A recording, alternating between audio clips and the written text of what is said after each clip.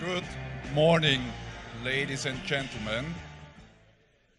I am Josef Doppelbauer, and on behalf of the European Union Agency for Railways, I welcome you to the 2017 edition of Ccrcc. As you all know, Ccrcc stands for Control, Command and Radio Communication, and I am glad that so many of you have found the way here to this brand new conference center in Valenciennes. The 2017 edition of Ccrcc is under the headline ERTMS is ready for Europe, overcoming the obstacles. And we will start first with a little film introducing the topic.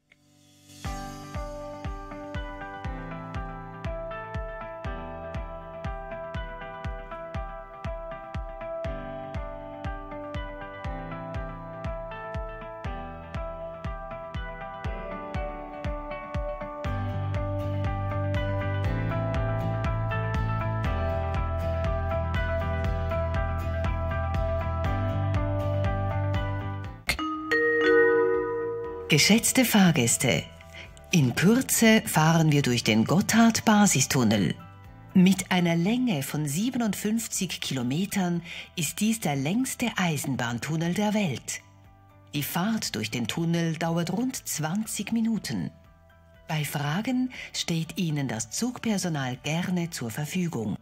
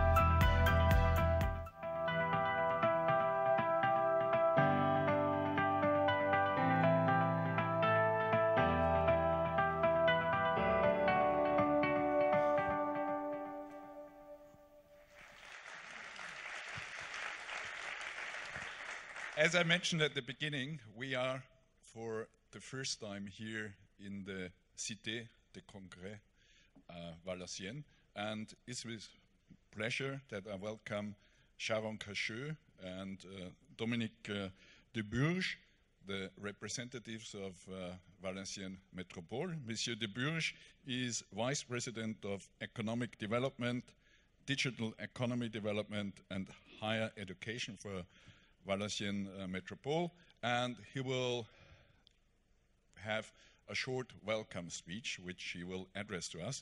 Monsieur de Burge, vous avez la parole, s'il vous plaît.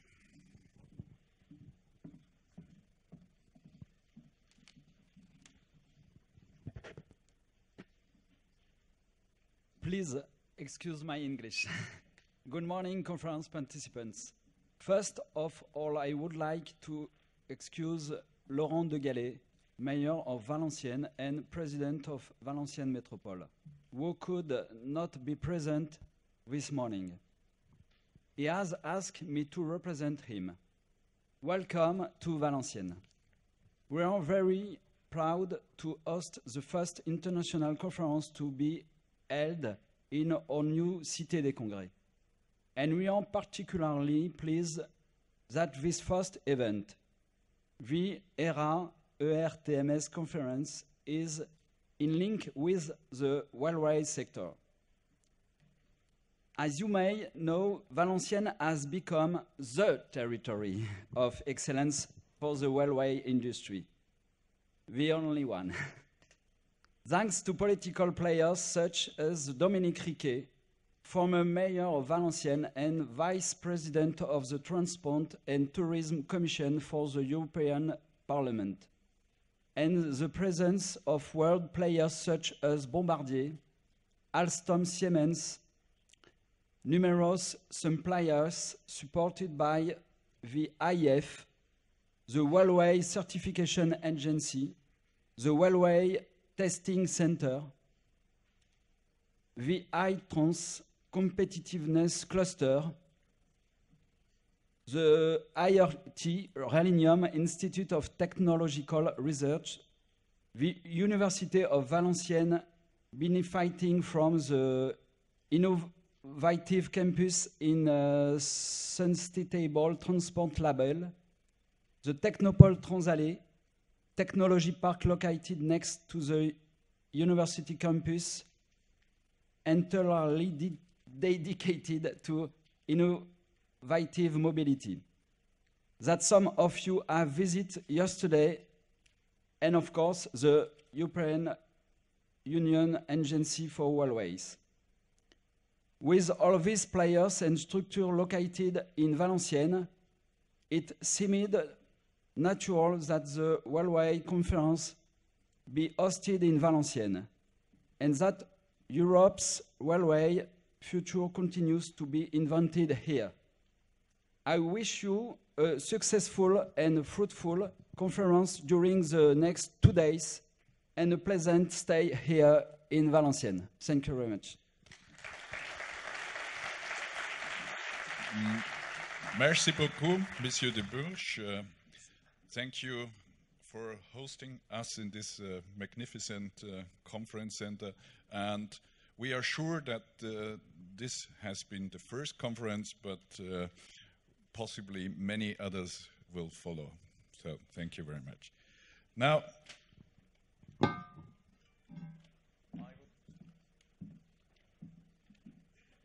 would like to come back to the conference topic. And the conference topic is that we are ready in Europe for ERTMS. And I'm just trying to get my slide up and running, because we are here to discuss ERTMS. Voilà. Voilà. So, this is the infancy and diseases of a new conference center that you have to get ready with all the environment. We are here today to discuss ERTMS, and ERTMS is about creating an interoperable European railway network, which has to be overlaid on distinct national networks. These networks, as we all know, have been established over many decades, and the task to create a single European railway area is at least not straightforward. And we also have to admit that signaling is perhaps the most important barrier to interoperability. I often hear that in the 1950s, before the modern signaling systems have been invented, the European railway system was much more interoperable than it is today. But we are here to find the solution, and the conference for the next 2 days is about our commitment to deliver, because we need to deliver in order to make rail a competitive mode of transport, and also, of course, to justify the continued support in financial terms by the European Union. But I'm also very happy, and you will hear it over this conference, that there has been significant progress in the past 2 years. I would like to start with the baseline 3 release 2, which is a functionally complete and stable set of specification. Then, in September 2016, over InnoTrans, we have signed a memorandum of understanding with the sector. So the Commission, the agency and the sector have committed on the way forward for ERTMS. Then, towards the end of 2016, the ERTMS Deployment Plan, which sets the dates until 23 and 2030, and by 2023 the target is to have at least 30% of the European core network corridors fitted with ERTMS. These are key milestones that have significantly brought forward ERTMS. And there is another important aspect that also happened in 2016, which was the entry into force of the technical pillar of the FORCE railway package. Unfortunately, historic events sometimes happen at the same time. So while we have the important conference on ERTMS here in Valenciennes, there is another historic event going on in parallel in Brussels, the Risk Committee meeting, where the Implementing Act on Vehicle Authorization will be voted. So don't be surprised when you see me leaving this conference right after my speech, because I have to go there and I have to show up in the risk meeting for the vote. This is another historic moment, because for the first time in European history, we will have vehicle authorization by a single European authority, by ERA, the European Union Agency for Railways. And the vote on the Implementing Act is during these days in Brussels. Now, just some other background information to warm you up. Also this week, there is in the Council in Brussels the discussion on the report by the European Court of Auditors. And the European Court of Auditors has made a detailed analysis of the situation with ERTMS in Europe. Most of you will have read the report by the European Court of Auditors, and the Court of Auditors simply states that the rollout of ERTMS is insufficient and too fragmented. We are here to discuss solutions to find the way forward out of this unfortunate situation. Amongst the recommendations by the Court of Auditors, I have listed a few. There is to have individual business cases for infrastructure managers and railway undertakings. There is an aspect on decommissioning the legacy Class B systems. There is a strong emphasis on compatibility and stability of the ERTMS system. And of course, as ERA, we are proud that the Court of Auditors has particularly stressed the increasing role and the resources of the European Union Agency for Railways. Because one of the objectives, and we will again discuss it over the next 2 days, is to achieve better monitoring and better enforcement. Now, baseline 3 release 2 is functionally complete and allows full interoperability. If we look to the right figure up there, baseline 3 should allow to run a baseline 3 onboard unit on any compatible infrastructure in Europe. However, the European Commission and ERA are also fully committed to protect the investments that were made already in baseline 2.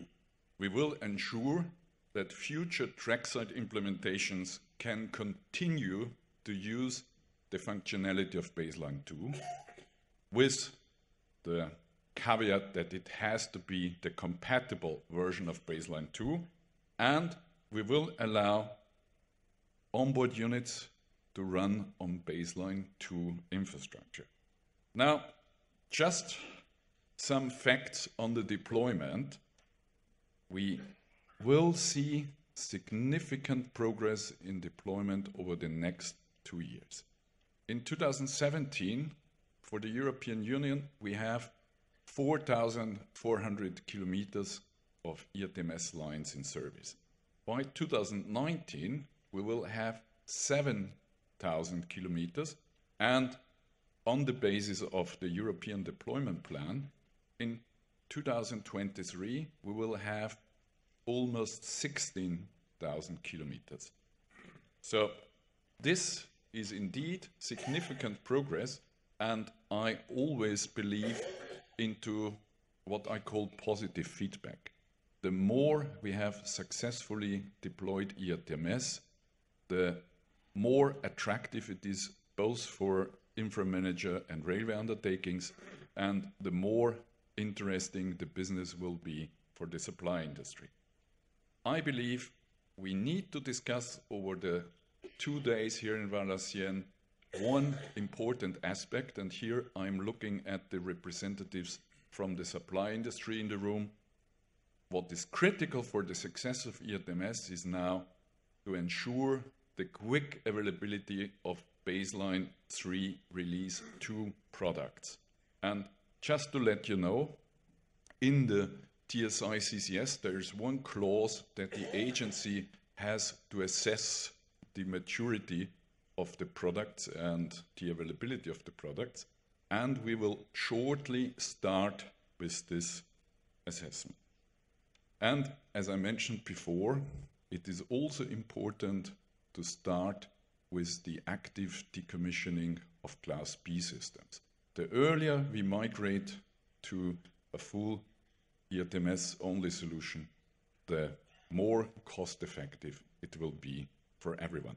Now, I would like to briefly introduce you to the journey through the 2 days here over Ccrcc. We have tried to logically structure the program, and this morning, the first session under the headline ERTMS Success and Challenges, it's a kind of assessment, where are we, also looking back a little, but paving the way for the follow-up sessions. Then this afternoon, there will be more discussion on the new role of the agency as the system authority for ERTMS.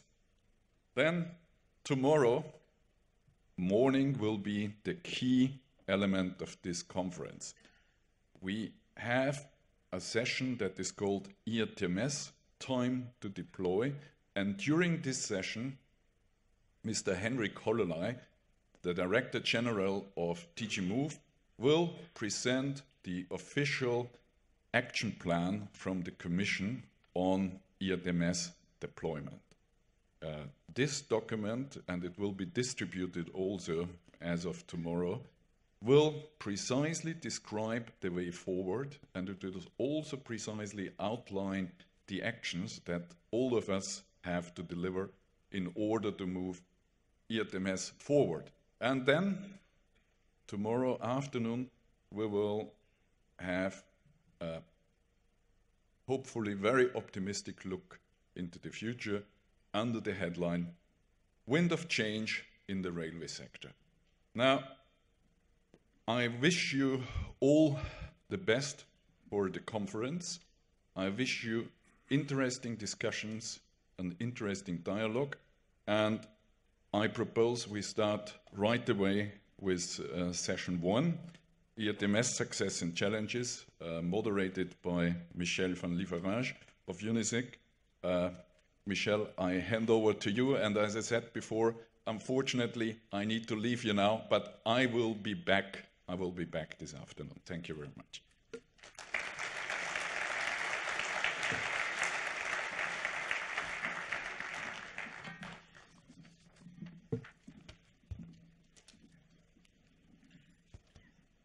Say a word. So good morning, ladies and gentlemen, dear colleagues. I have to thank you, Joseph, for this nice introduction, and you set the ground for the first session already. Please take a seat, if possible. In fact, we have in front of us a very tough first session, because as you have understood, there is no technical break possible until more or less 1 o'clock. So I hope that you are ready to start this challenge. In fact, the first session is about successes and challenges. So I will shortly introduce all the topics we will go through. And in fact, we will have a return of experience from projects, but we will have also return of experience starting from tenders. As we have seen, the economical part of ERTMS is an important one, and tenders are very important to start the projects in the best way.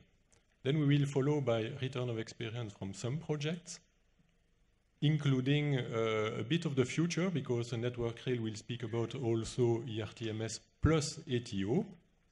And then we will address different topics that are linked with some of the, let's say, issues that were pointed out by the report of the Court of Auditor Joseph spoke about. I take an example, which is decommissioning of Class B. So we will have, let's say, the plan from the Italian railways. We will have also a speech about compatibility between the baselines, so the so-called baseline compatibility analysis, which is a very important topic to reach at the end our main goal, which is to have compliant onboard equipment able to run on every compliant infrastructure. We will have also the topic about testing. Testing remains an important topic. We will address this also tomorrow, by the way. And finally, also a speech about the status of radio communication, because you know that in level 2, without the communication, the trains are stuck. So we should not forget this topic, which is, of course, also very important. So I will not go further to introduce the session. I will ask the first speaker to come here. It's our colleague Sverre Kien from Norway. You know all suppliers, there are some in the room, but most of them are very busy for the moment, because when there is a national deployment plan foreseen for ERTMS, in fact, the suppliers are on fire. So you will speak about this in very interesting project, please. Thank you. And yes, I do hope that we manage to set the suppliers on fire. And again, good morning, and it's a pleasure to be able to take you to Norway for 15 minutes up to the north. The purpose of the presentation is to introduce to you the Norwegian challenge. I want to describe some of the strategic decisions that we have taken, and finally, I will allow myself a few minutes to reflect on what we have seen so far. Now, Norway in a nutshell. In one page.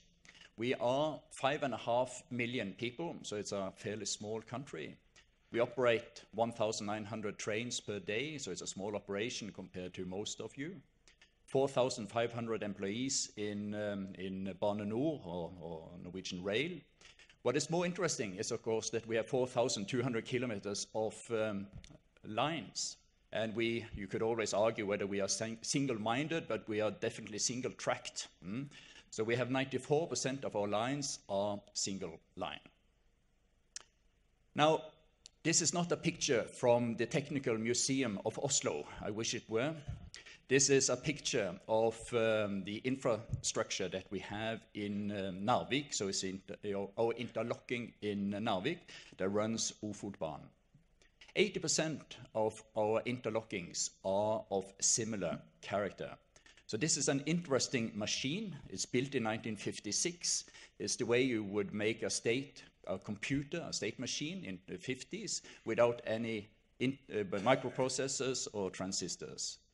This is the burning platform that we have in Norway. As I said, 80% of our interlockings are based on the same technology. We have received our last time buy on equipment. So it means that every time we take out a relay of the inventory, yes, you're right, we have one less in inventory. So it is definitely a burning platform.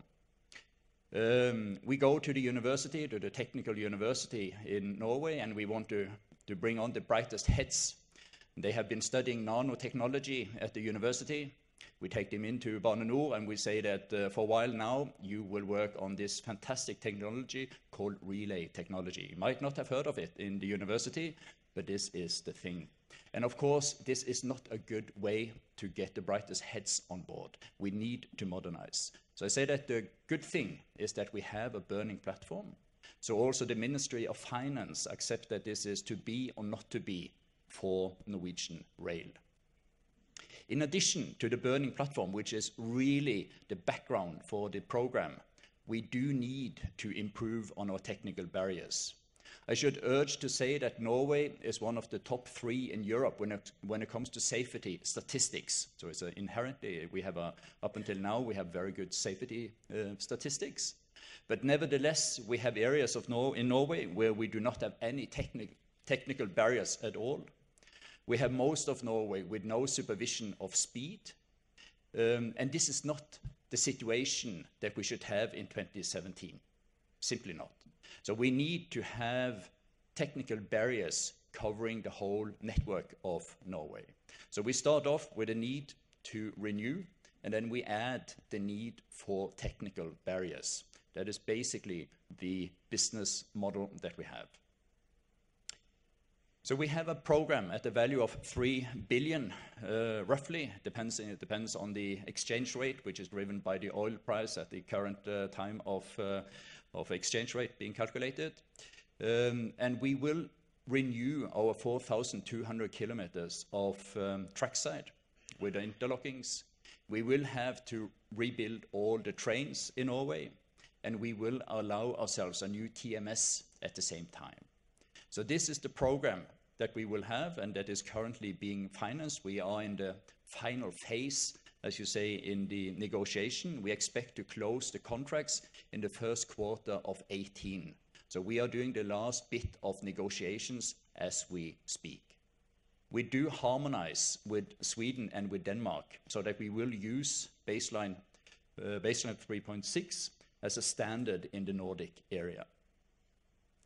Now, what we have done is to say that the trackside suppliers should stay with the core competence. And the core competence of a trackside supplier is signaling systems. So it means that the preparatory civil works and removal and disposal of infrastructure no longer in use will be dealt with directly by us, having suppliers in Norway. Norway is quite a complicated country. Even if we're only 5.5 million people, it's a long country with harsh conditions. So we rely more on ourselves and our ability to deal with local suppliers when it comes to the civil works activity. And the same thing with the GSMR. We have an existing network that is functioning, so the trackside supply will be limited to the core competence. The real hard choice that we had in Norway was to say, how many suppliers do we want to have on trackside? The advantages and disadvantages with having 1 or 2, so that was basically the decision we had, or the question we raised.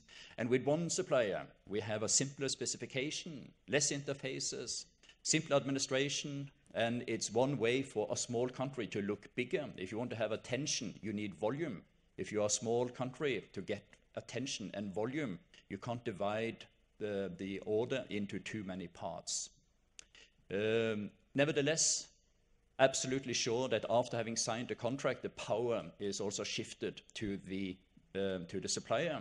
So the disadvantage is that we give more power to the supplier. The supplier becomes, in many ways, a monopolist. And as being a monopolist ourselves, we don't like other people to be monopolists. That should be reserved for the infrastructure owners, kind of thing.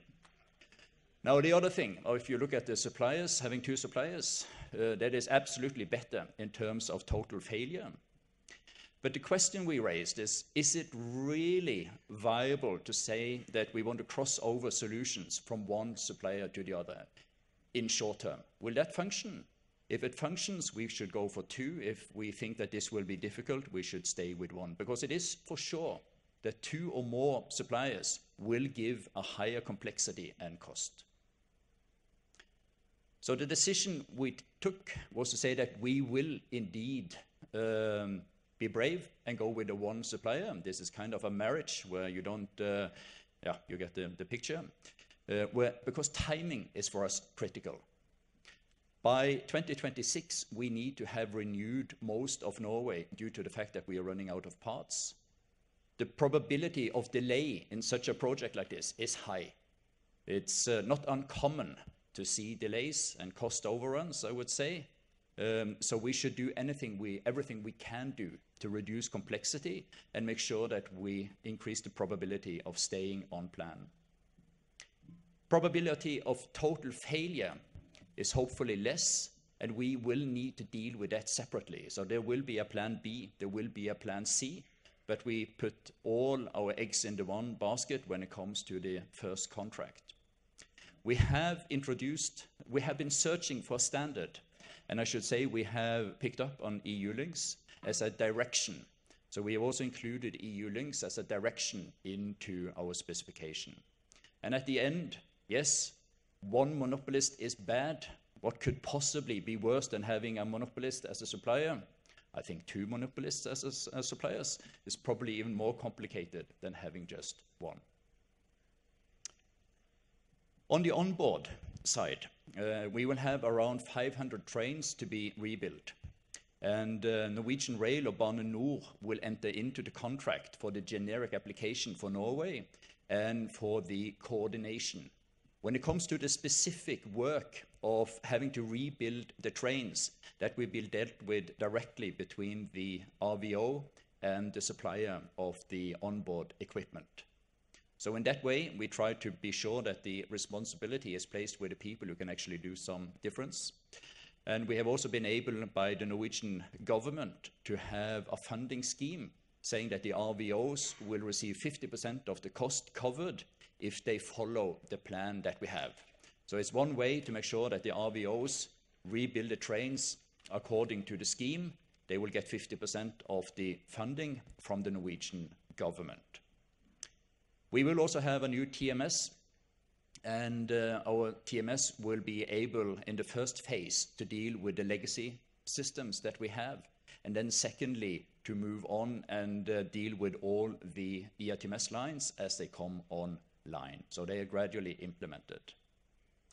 I allow myself a few reflections in the middle of this. As I say, it's early days.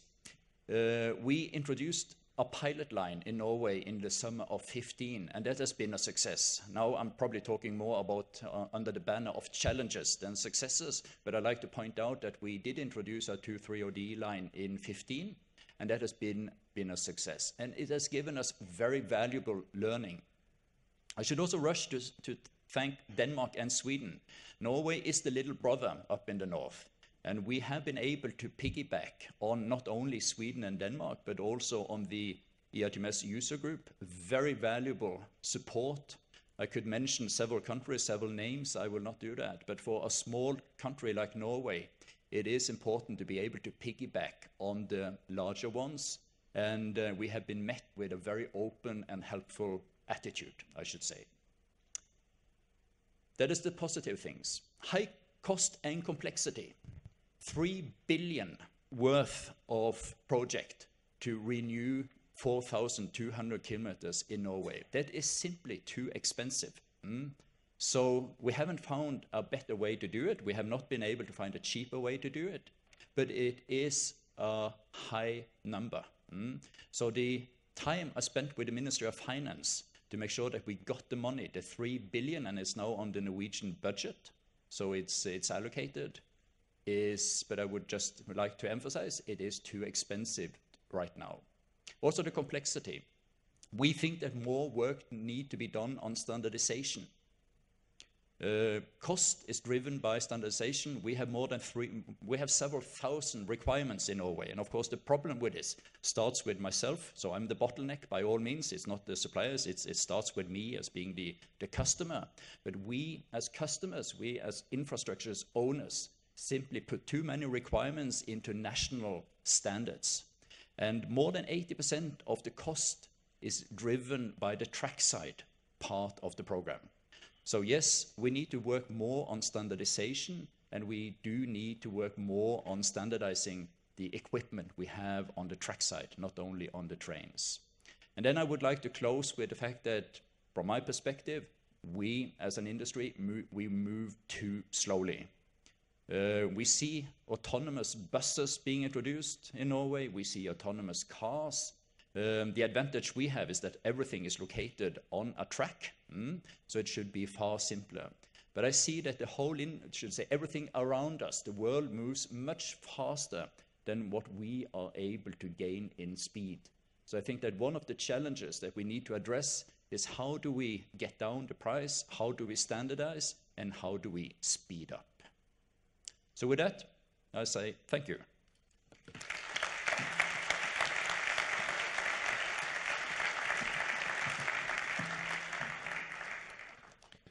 So thank you very much there. These are very interesting thoughts that you brought to us, and of course a lot of success in your future wedding celebration. Okay. We will continue with the topic of tenders by welcoming Jean-Baptiste Simonet from CER. In fact, we spoke first session about the trackside and onboard tenders, both. Here we will concentrate more on the onboard tenders. Tomorrow you will have, let's say, the details of the ERTMS Deployment Action Plan, and in fact the topic that Jean-Baptiste will develop is one action of this action plan that will be presented tomorrow. Jean-Baptiste, you are welcome.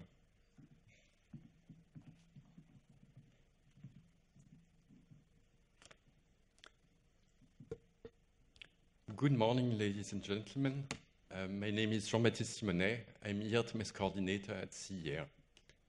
CER is the Association of Railway Undertaking and Infra Manager. We have 70 members across Europe.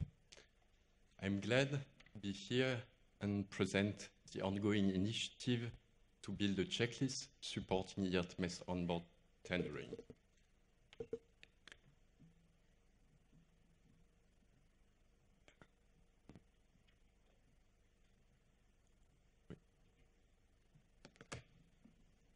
The checklist is a user initiative.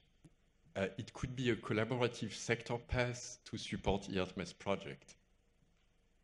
In 2015, it has been promoted by the European Commission as part of the Breakthrough Program. Until now, the feedback from projects are rarely serene. For both parties, customers and manufacturers, there are often high risk and issues. To progress towards more serene project, there is a need for good contracts, which can only be achieved through optimized tender. Today, I will first explain how a checklist can be a path to publish good and best practice, and therefore how it can bring value. Then, I will present what is proposed by the association representing fleet owners in Europe, namely CER, ERFA, and EPTOLA. There is indeed with this checklist a path proposed by purchaser to get compliant and reasonable price product, including reasonable cost of over the life cycle. I should finally share some view on the possibility for this European initiative to bring quick progress with an agile method.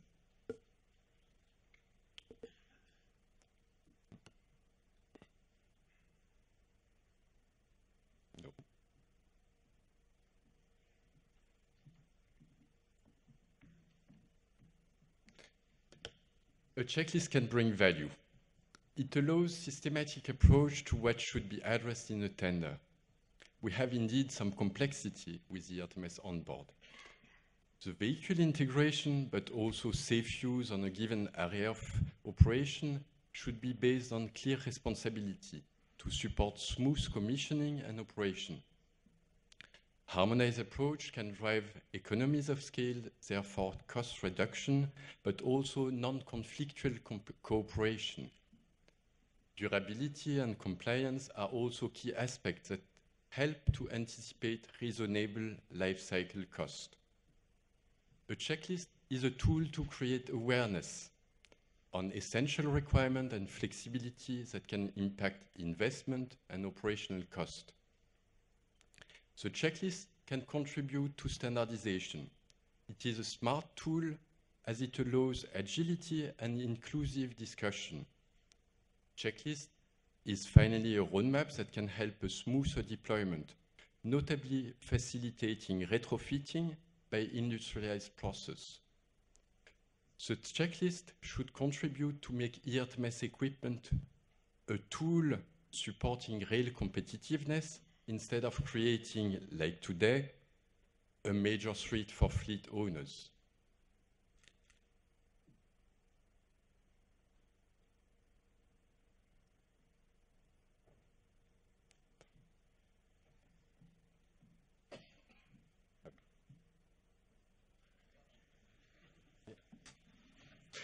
I have a bad hand. Everyone can imagine the value of harmonized approach, but the difficulty is also to tackle the various aspects of specific project needs. There was investigation done as part of ERTMS users group and within CER. This allowed to build an inventory of customer expectation. Today, the checklist defines a systematic breakdown of those customer expectations. Fleet owner should consider the checklist and decide to address the item or not in tender, depending on a purchasing strategy, for instance, depending on the entity in charge of maintenance capability, some item might be covered or not by a tender. The breakdown starts with high-level expectation, then it covers high-level requirement, and at the end, input for tender and outcome are being defined. For many items, detailed guidance, best practice, or template should be developed as they can bring benefit, for instance, an approach on testing, on software maintenance, or on some product performance.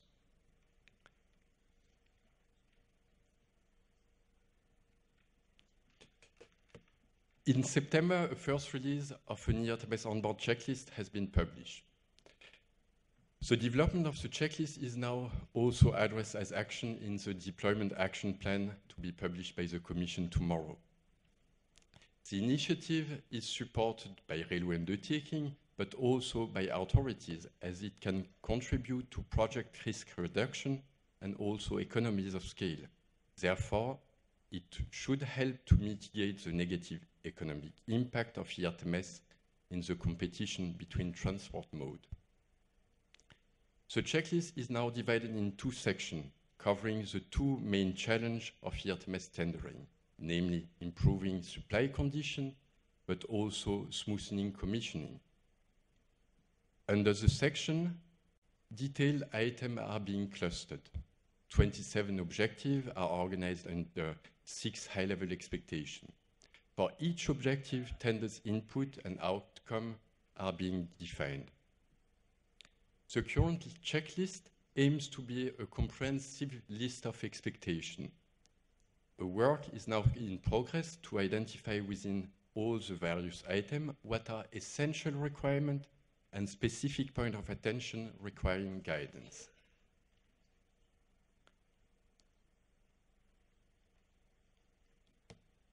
The first release of the checklist is a step forward, enabling others. The checklist creates visibility and awareness. Today, it defines flexibility and points of attention. Tomorrow, it could provide full overview, allowing a customer to optimize before a tender what will be the right balance between investment and operational cost, and therefore anticipate risk management and also responsibility management. From the discussion on customer expectation and compiling the checklist, two findings can be highlighted. First, it seems clear that the TSI allows flexibility for competition, but also that this situation leads to define a variety of non-TSI requirements, for instance on performance or advanced maintenance functionality. The non-TSI requirements are today increasing diversity, thus complexity, and risk for economies of scale. Harmonization through guidance should be increased when it gives value. Secondly, there are various constraints and difficulties to optimize lifecycle cost. Many expectations are reflected by the checklist. Lifecycle cost should be a key priority when developing a new release of the checklist.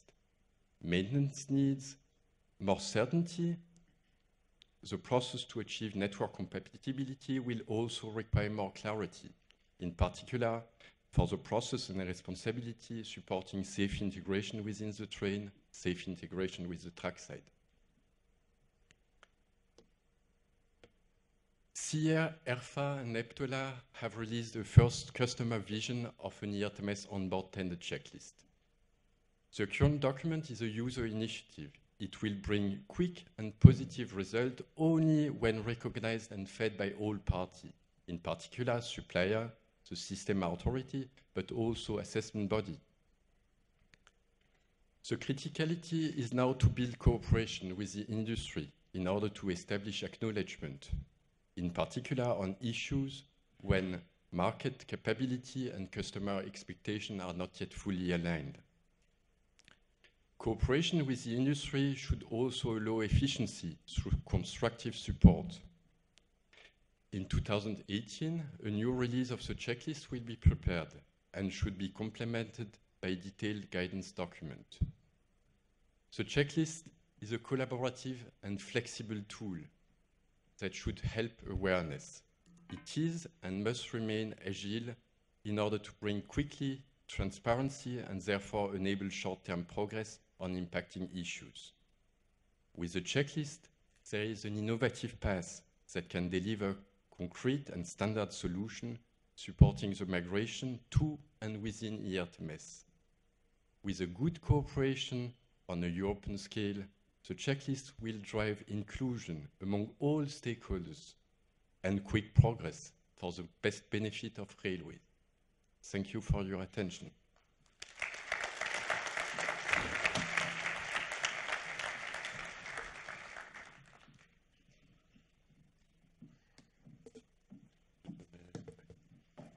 Thank you, Jean-Baptiste.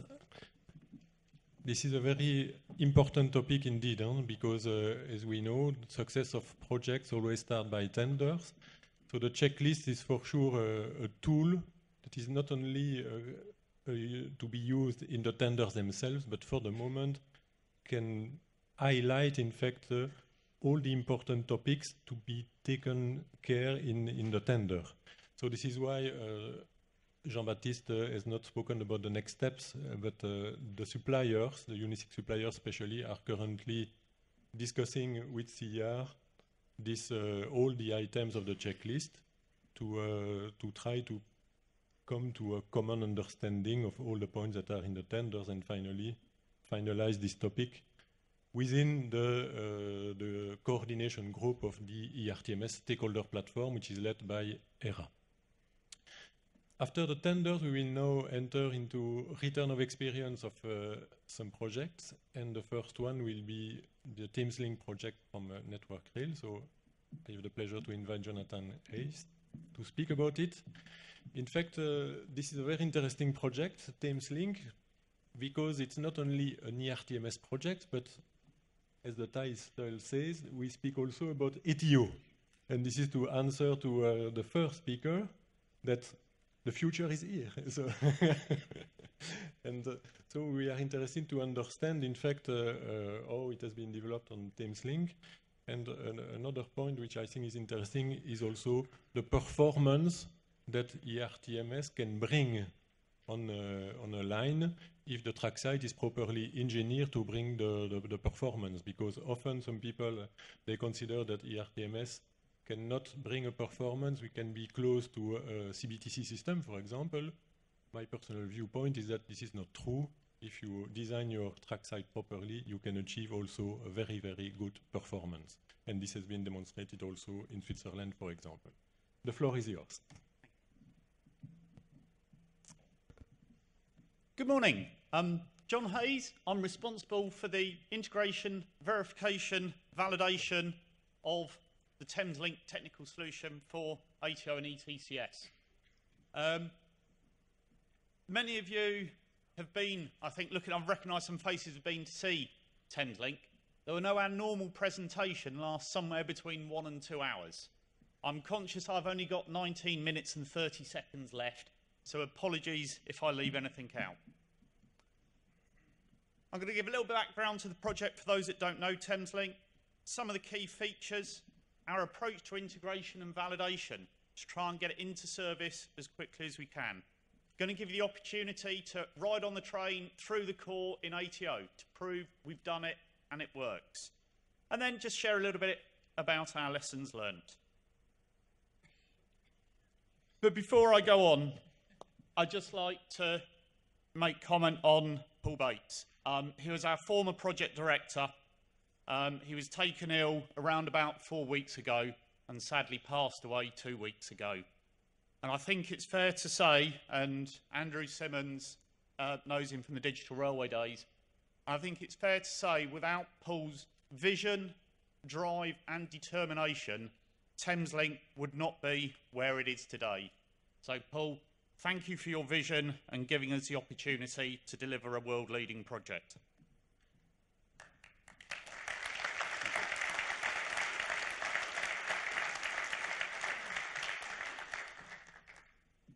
So, Thameslink. This has been my life for the last 6 years. Very simply, I mean, little pointer alert, Kentish town in the north, down to Elephant and Castle in the south, and out through London Bridge to the east of London. A whopping 8 kilometres of railway. So, sorry, I'm not going to do much to the ERA to increase the kilometrage that we've fitted, but nonetheless, critical to delivering a service. There's a number of challenges that we have in London. Overcrowding on both the suburban lines and the metro system. Part of the Thameslink objective is about taking people off the metro and keeping them on mainline railway. So in effect, we reduce interchanges at London Bridge onto the Northern Line because people used to travel on the Northern Line, the metro, up to St Pancras and King's Cross.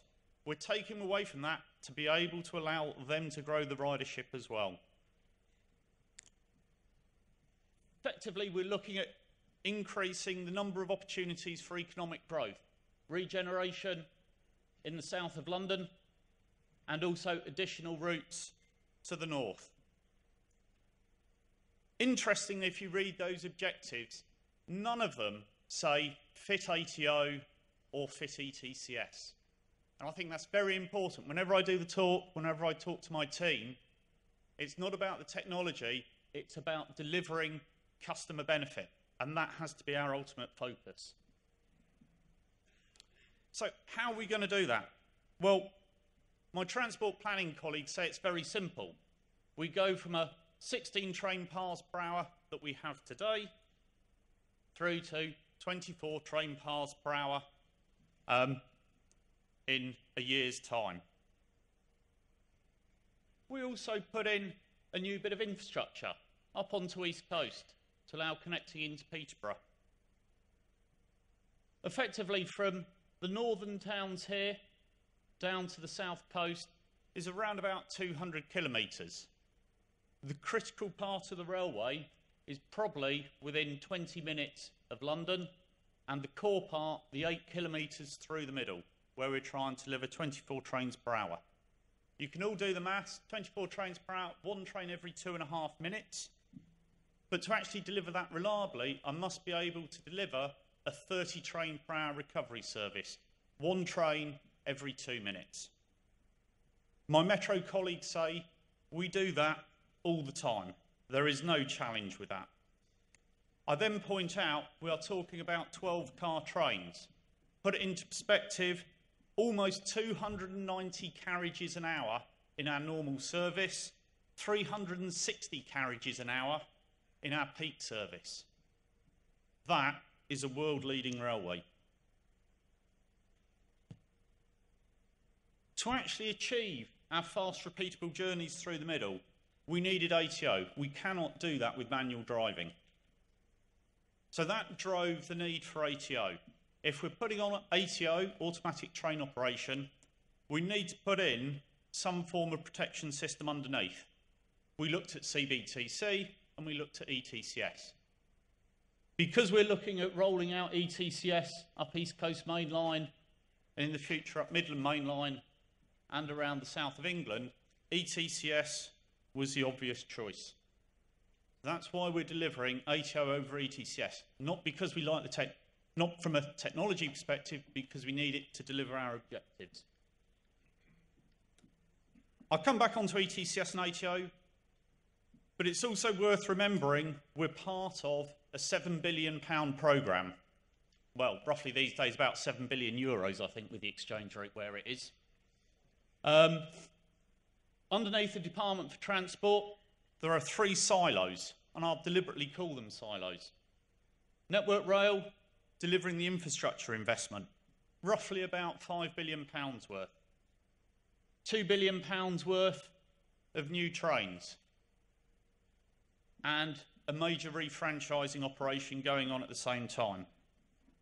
All happening concurrently, with different teams at the top leading what's going on. So integration has been a major challenge.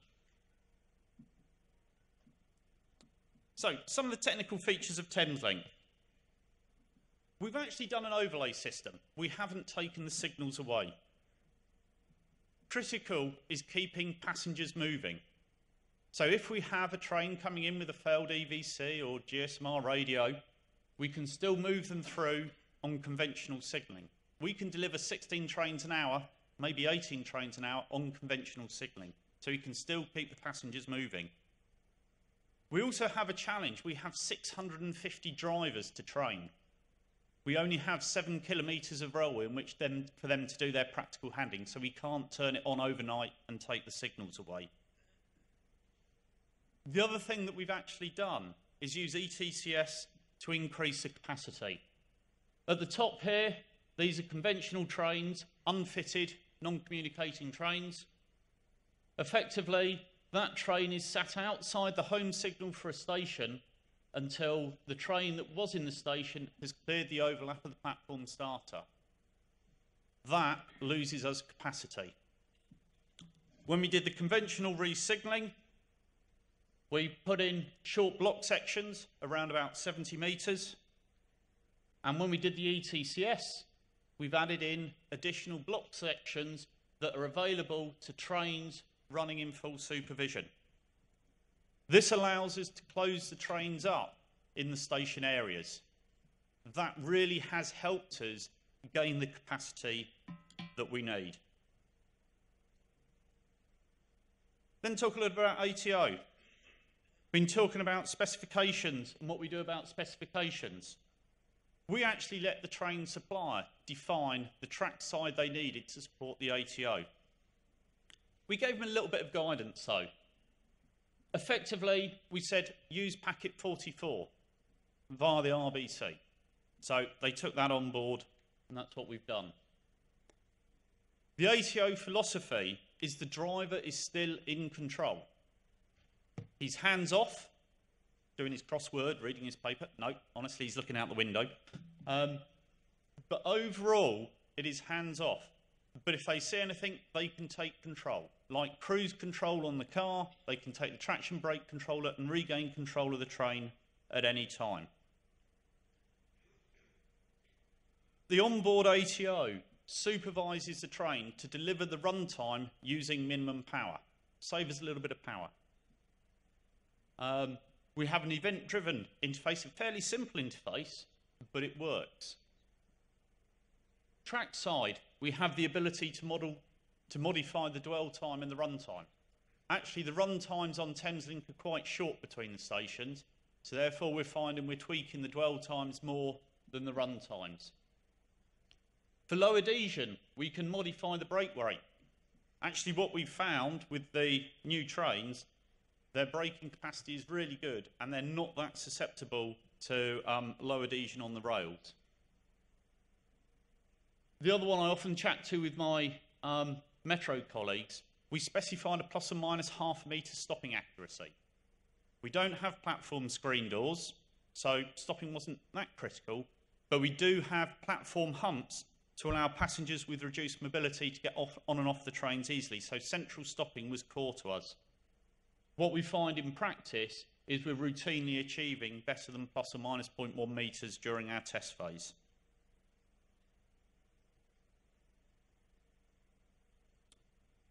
Our approach to integration and validation. We've got effectively 3 strands.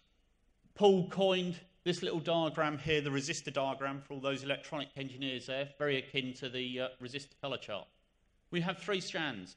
A system integration lab in London next to our office. Test track at ENIF, our ERTMS National Integration Facility, around about 30 kilometres north of London. And then finally, testing in the core. The objective that we set ourselves was to test as much as we could, as early as we could. I'm a great one for believing that as an infrastructure manager, we are very poor at specifying requirements. We think we know what we want. When we see it, it may not be quite right. But also the supply chain are very good at selling what they've got on the shelf, which sort of does what we want, but may not completely do what we want. And we wanted to tease that out as early as possible. So within the SI lab, in that phase there, we actually started testing the system a good 6 to 12 months before they had built the first train. That was absolutely essential for us achieving our timescales. We used 2 trains for our testing. We have our network rail reference train to 230D, now been upgraded to baseline 3. And we also had our new Class 700. We tested everything with our reference train first before bringing on the new train. So if it didn't work, we could understand where the difficulties were. Our philosophy has been to test all the software and data in the lab before we take it to site. And also do all of our dynamic tests at ENIF first. A lot of this is about proving that our test specifications work and deliver what we want, and understanding the shortcomings of testing in the SI lab and testing in ENIF. You'll see at the bottom there, we started testing in June 2013 for a December 17 commissioning. I don't think every project needs that. Actually, our testing part of that was very short. We spent a lot of time with stakeholder management and system proving. We allowed for 6 software drops. Overall, we've probably used about 3 of them. But having that additional time in the program has been brilliant. So, moving on. Our approach to testing has been around using test cases generated from operational scenarios. We took that approach because our operational scenarios defined how we wanted to use and abuse the system. We then mapped them back to the requirement set that had been given to the supply chain. And not unsurprisingly, we found test cases that had no requirements, and we found requirements that were not met by any test cases, which was a brilliant opportunity to refine our requirement set and our understanding of how we're going to use and abuse the system. We then took those test cases and produced specific instances covering the SI lab, ENIF, and the core. But what it meant was by the time we got to our final testing in the core to gather evidence for our technical file, the test cases were perfect. Well, as near perfect as we could get them. So this is our systems integration lab. Why did we build our system integration lab? Well, we wanted to be in control of our integration. The suppliers are brilliant at demonstrating their system works, but we had a train born from one supplier, Siemens. We had an RBC from another supplier, also called Siemens. Somebody said that makes life easy. 2 separate contracts, and there's a little bit of a distance between Madrid and Berlin. But it's really good, because although they were officially not interested in what went on, the engineers were very keen on what went on. And it actually teased out a number of issues with simulations that were being used for testing the component parts. We could fail in our SI lab with real GSMR, real RBC, real onboard, but it would pass on their simulation rigs or their hosted rigs. Going on to ENIF. This is a picture of ENIF. Don't worry too much, the signalling engineers, about the signal aspect sequence. But this is to show you the block spacing that we actually deliver within the core. the core area is in tunnel and it's dark and it's not very good to get that picture. But effectively, we fitted out ENIF with exactly the same hardware, track circuits, exactly the same track circuits we got fitted in the core, and the interlocking as well. So we did a lot of system proving and timing proving up at ENIF. Again, progressive assurance, teasing out all the issues before we got to testing in the core. This is where it may or may not work. No. Could you just click the mouse so the video runs, please? It says fingers crossed. Nope. Do a left click on the mouse. Or separately open up the video. Great, this is interoperability at its best. It works on my laptop with the video in PowerPoint. For some reason, it doesn't work over here. Is it possible just to play the video separately, please?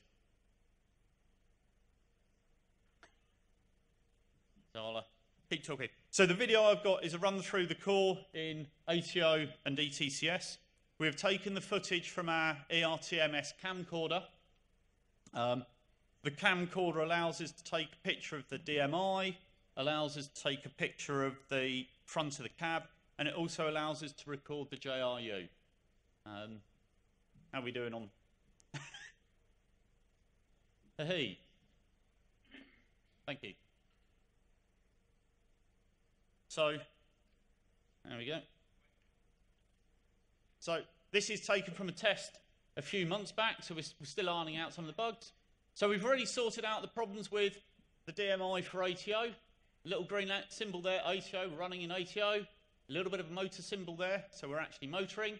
This is coming out of Blackfriars in a 8-car unit, actually. We don't quite run this fast, but just to fit it within my time scales, I've had to speed it up. Then ATO brings the train to rest, comes nicely to rest.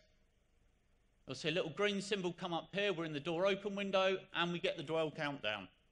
Doors open automatically when we stop. So this is now coming into Farringdon, also power changeover, disappear again. Don't worry about that, we're testing.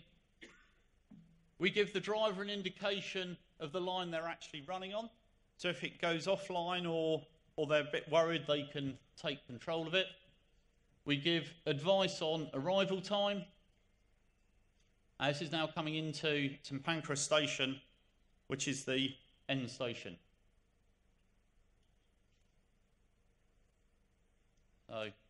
So that's a quick run through the core. That was in a possession. That was during testing. On Saturday, I ran on the first train, running in empty coaching stock through the core in amongst passenger trains. So ETCS, over ATO, in traffic. All I can say, it was pretty underwhelming because it worked.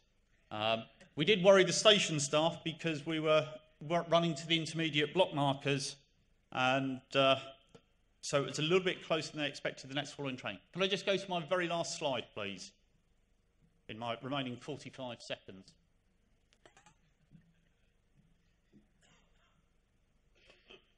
So some of the lessons learned. I know what's coming up, so I shall start talking about it. So, in effect, one of the issues that we had was the amount of data that we got. So, record as much data as possible. Also, 3 people in the cab will come up with at least 4 different versions of what actually happened. So, an open suggestion to the supply chain and the railway administrations is we desperately need to get a process for recording in cab, both for testing purposes and for service purposes. I know there are IR issues around that, but I think we desperately need to do it. We found roughly every hour of testing generated somewhere between 4 and 6 hours of analysis and report writing. We automated it as we went through. There's got to be a better way of doing that. That's tomorrow's problem, but we need to get there. Maximise testing away from the operational railway. Goes without saying, time on the real railway is difficult. We get nights to test. If it goes wrong 10 minutes before your end of your test slot, it's really difficult to get it to repeat. testing in the SI lab gave us repeatability, and it gave us the ease of doing it between about the hours of 7 in the morning and 9 in the evening, when most people are a lot fresher. Any simulations you use, how representative of the real world are they? Very often we've seen with one or two of the suppliers is their simulation suits their purpose, but actually it doesn't mirror what the real world actually does. And so when you plug it into the real world, you find the problems. And finally, I think I've shown that ATO over ETCS is capable of delivering a high-capacity railway. It's capable of delivering 30 trains an hour. So to my Metro colleagues, ETCS is the way forward. And for the rest of you, let's get it in there. Need some careful system design, but it is achievable. Thank you.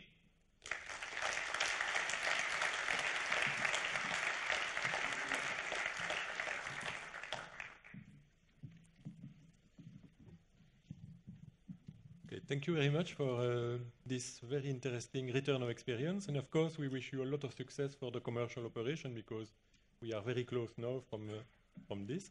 It shows also that ERTMS provides the necessary flexibility to implement an efficient railway system. The next subject now is we will cross the channel and we go to France.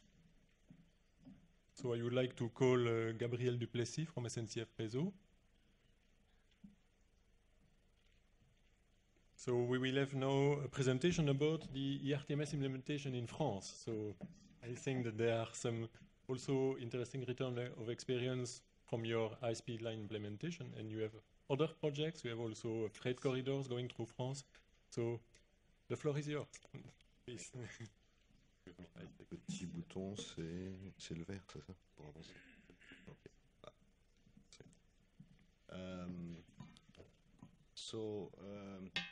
I want to share to you, it's not my mother language, as you can hear, what we have done in France, what is in progress, some pilot projects, interesting. So what is done? We have in operation 1,000 kilometers double track, and we have two main pilot projects: Paris-Lyon on the high-speed line, 450 kilometers, and Marseille-Ventimiglia on the conventional line. We will see it's two totally different projects, but they are, I think, interesting for the future of deployment in France.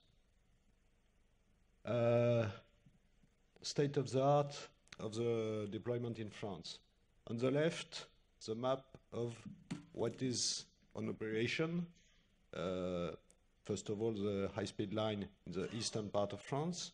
Secondly, on the western part, between Tours and Bordeaux in the middle of July, and Rennes, Le Mans also in July this year, and at the end of this year,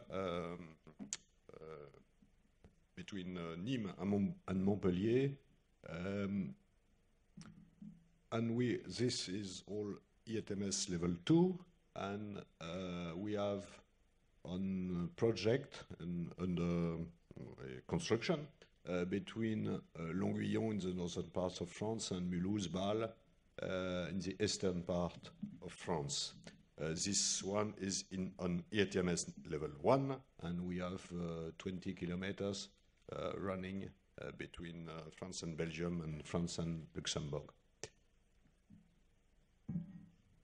Our two pilot projects, and we expect from these two pilot projects to help us to find the way to equip the TEN-T core network in France, which is all the high-speed lines. That is 1,500 kilometers more, and 6,000 kilometers on conventional lines. So Paris-Lyon, 450 kilometers, 250 trains a day, This is the most used of our high-speed lines, and people ask for more and more trains. Marseille and Ventimiglia, conventional line, shorter, but more trains, and a mix of high-speed trains and local trains. What's interesting for the study we are running today, about what is very exciting that we expect higher performance allowed by ERTMS. Allowed not only through ERTMS. First of all, let's say Marseille-Ventimille, resilience. This is an area in France where we have lack of regularity. So what we expect is very interesting. We also expect reliability because, as probably some of you know, when you put into ERTMS on service, you need to change a lot of interlockings. Because of traffic management system, we also expect operational staff. And we have identified some possibility to increase capacity also, but not with ERTMS only. If you increase capacity, you need to increase power supply and somewhere a third track, because the issue when you have only a double track and you have trains stopping everywhere and a train, direct trains, if you can't dépasser, comment on dit, pas grave, you understand what I mean.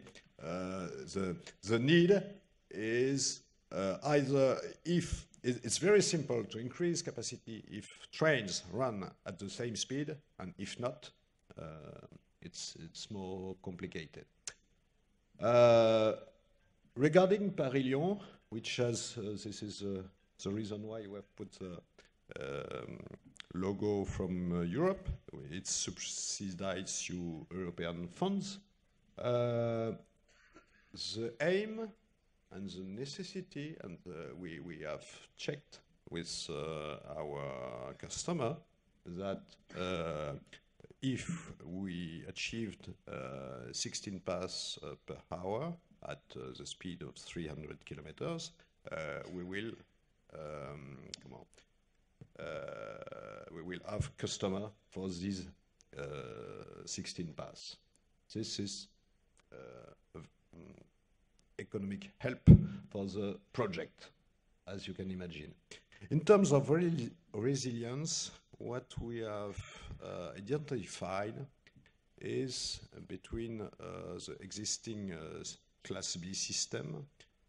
When you have works on the track, the capacity is more less reduced with ERTMS than with the conventional system we have. And you see the number in the figure. Well, reliability, availability, same explanation than in Marseille-Ventimille, operational staff reduction also. So at the end of the day, you see when you use ERTMS, you have exciting higher performance. The only thing is the weak financial return on invest. Financial. And the paradox is between the weak financial return on invest and the high benefits for socioeconomic and externalities. This is the main issue we face. In short terms, the lesson we have learned. ERTMS reduces times intervals between trains not a surprise for everybody here. But sometimes it needs to be explained this way, because if you reduce the intervals, you can have benefits on either regularity or capacity, or twice. Depends on the cursor. The impact of capacity I've explained with Marseille-Vintimille. ERTMS deployment. What's the main lesson we have is when you look at the budget of the project, which is surprising. Everybody thinks it's we put ERTMS on Paris-Lyon, we put ERTMS on Marseille-Vintimille. But the ERTMS part of the project is very, very low. So the real project is the performance you want to achieve. And afterwards, ERTMS is only a mean to achieve this higher performance.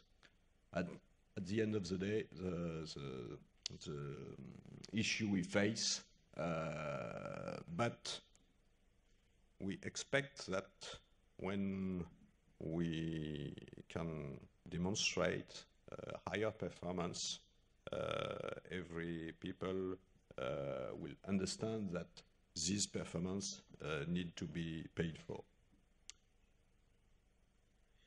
Question or after that? Thank you for your attention.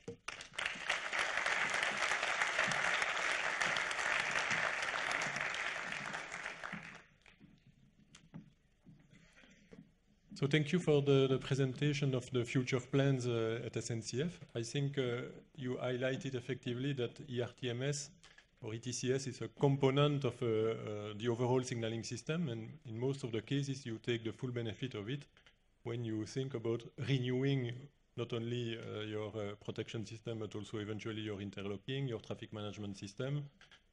So the business case is for the overall signaling system, of course, and most of the time, effectively, ERTMS is not the major cost, but the cost is the cost of renewing your signaling system. So, but anyway, we hope that there will be future deployment plans in France.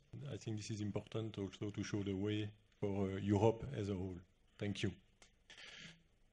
The next speaker is Fabio Senesi from the Italian Railway, so I'm pleased to welcome him also today. In fact, the Italian Railways, they showed the way because 10 years ago, if you remember well, even a little bit more than 10 years ago, they put into operation Rome-Naples, first high-speed line with level 2 without fallback. And so they've accumulated since then quite a lot of experience about the deployment of ERTMS. And now they are thinking about decommissioning of Class B.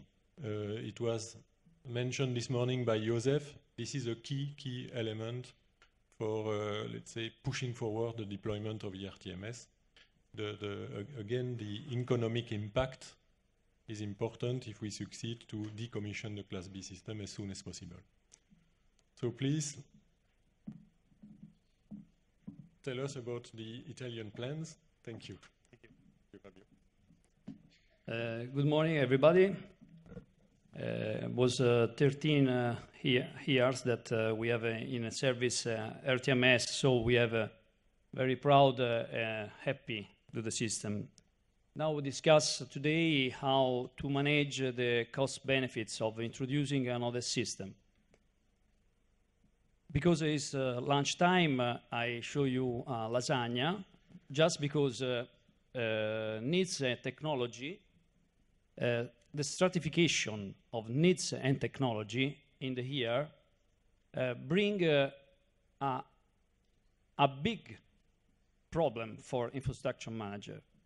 We have to maintain safety, we have to maintain all the needs, increasing even interoperability as a last needs, and maintain all the system in the meanwhile So it's really a problem of strategy, of migration and stratification.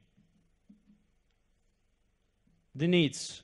We have a network with several kinds of lines, several kinds of needs, and so for each of them, ERTMS could be an answer. But as I showed you before, we have to migrate all the system.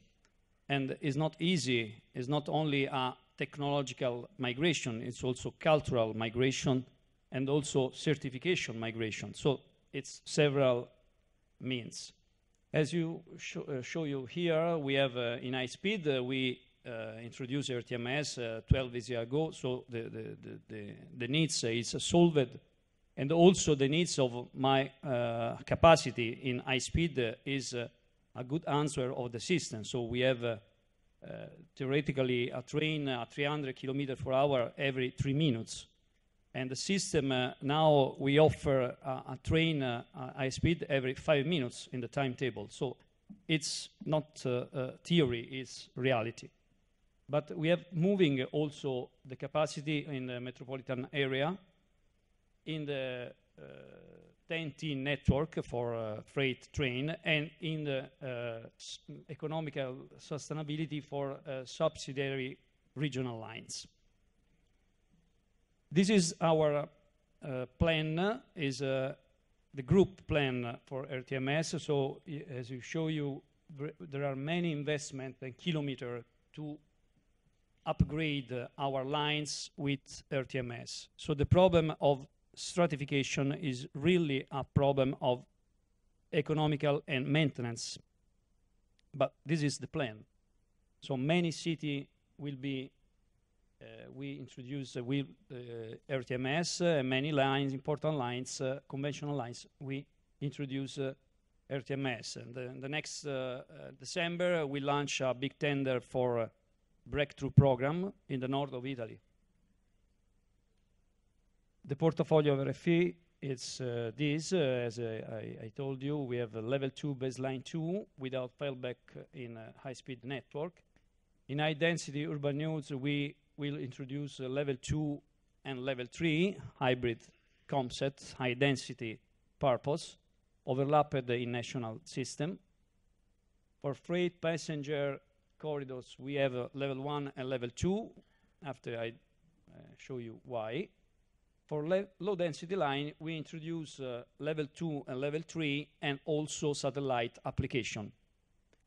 Last but not least, the integration between different supplier or railway undertaking in the existing ERTMS. This is another big job for open the market, but it's a technical job. This is an important thing.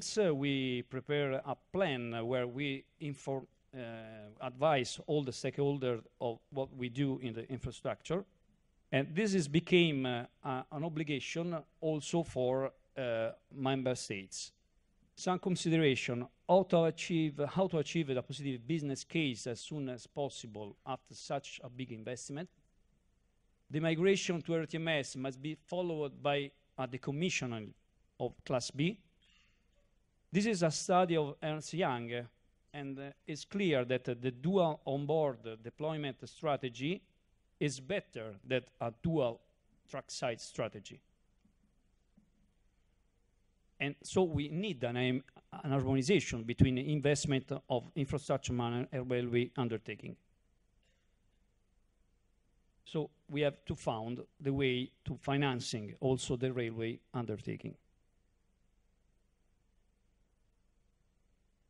To do this, according to the TSI 2016, our member states develop an Italian plan over ERTMS. So it's not only RFI, it's also all the railway infrastructure manager in Italy, it's not only RFI, and the railway undertakings. The big information here is that there is a 2026 is the date where the infra manager could decommissioning the Class B. That means that before that date, we can do that by according of railway undertaking, after this date, we can remove without any according. This is very important to define a strategy of the big lasagna. Yes, because in terms of technology, we have this kind of technology in Italy, where we start from existing system, we develop electronic system, we add the Class B system using balise like in SSMT, and we move towards ERTMS, overlapping the system. So this is the stratification. And in terms of color, we have so the packet 44, where we use the balise information to the train. We use the remain part of the telegram for ATCS level 2. And if we upgrade the electronic interlogging to electronic, we can move quickly to ERTMS, even to do a hybrid concept level 3, using the same things. It's clear that if with decommissioning the existing Class B system, we have a very good system without signal, lateral signal, and many things in the track. If we use a satellite, we can also remove balise. Now, the problem of regional lines, why I start from regional lines, because the regional lines could be the perfect area where we can test integration and solution very smart for ERTMS. In that area, we have to remove all the old system coming from the past. So the concept to unify hardware and software in a unique machine, this terminology is not TSI, but we understand everybody what does mean. Hardware and software concentrated could open several options. One option could be using a level 2 with GSMR. Another option could be level 3. Another option is satellite without balise. Another one is command and control the devices by radio. Another one is using public telecommunication, even satellite, for rich train. This is what we call regional in Italy, but I think it's common view in Europe. And what we do, in several regional lines, we start with projects to be in service in single track lines, like Arezzo, Stia. Another one is Merano Malles, is Valvenosta in Dolomites. And then we, in RFI, we start with a pilot line with regional concept. Another one is in Pinerolo Sangone, in Piemonte, to check how all these things reach at the end an ATO and satellite. This is the end. This is to overcome what we call integration for ERTMS. And the best way is in the regional lines, because we have a white desk. The National Implementation Plan this is describe how we move from the baseline. High speed is level 2 and baseline 2. And conventional lines, we have baseline 3. We can use level 1 or level 2 according to the status of interlocking. In urban lines also is baseline 3, release 2, because we want to use GPRS and all the performances of braking curves. In regional lines, we want to use baseline 3, and depending on the situation of the train, level 2 or level 3. Board crossing is level 3, baseline 3. The type of service is high speed is ERTMS without Class B. In the rest of the lines, we use the overlapping. And we want to avoid this in the regional lines. That's why there is this opportunity. Key role of the commissioning. So if you start with a line like Firenze-Roma is a first line in Italy where we adapt the fleet, we can have a quick migration. Quick migration means that I can decommissioning the Class B. And I can have a very good economical sustainability of the investment. The new digital interlocking could be smart because ATCS could help the performances, but I have intelligent, smart interlocking. And this is why it's the best business case, this, because it's not only to saving money, decommissioning Class B, but also because I can have more performance respect the existing interlocking. The other way is a slow migration, what we do, everybody, I think, except some country like Denmark or Norway, where we decided we maintain Class B, we maintain electromechanical interlocking, I have to use level 1. I can use also new digital interlocking, but the reason why I have to maintain Class B together Class A, I can have a smart interlocking. I can have a traditional interlocking. So financial tool reducing cost of CCS is the theme for the next future.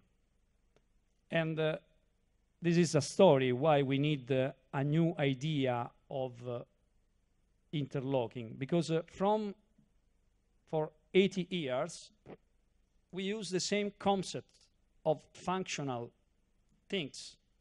We move just, we port the functionality just from hardware relay to electronic.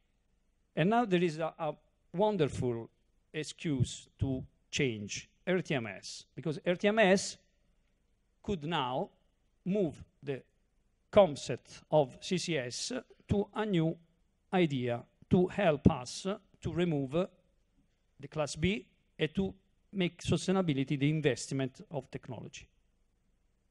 This is also supported by some cost. In Italy, we say that we have shown that ERTMS cost is Class B cost is 4 times Class A cost maintenance. So the investment could be reduced 4 times if I use ERTMS only, and the performance could be also a gain in terms of financial sustainability.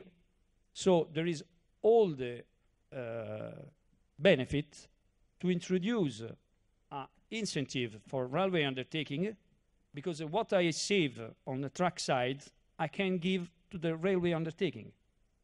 And this could be the way for decommissioning in the best way. Thank you very much.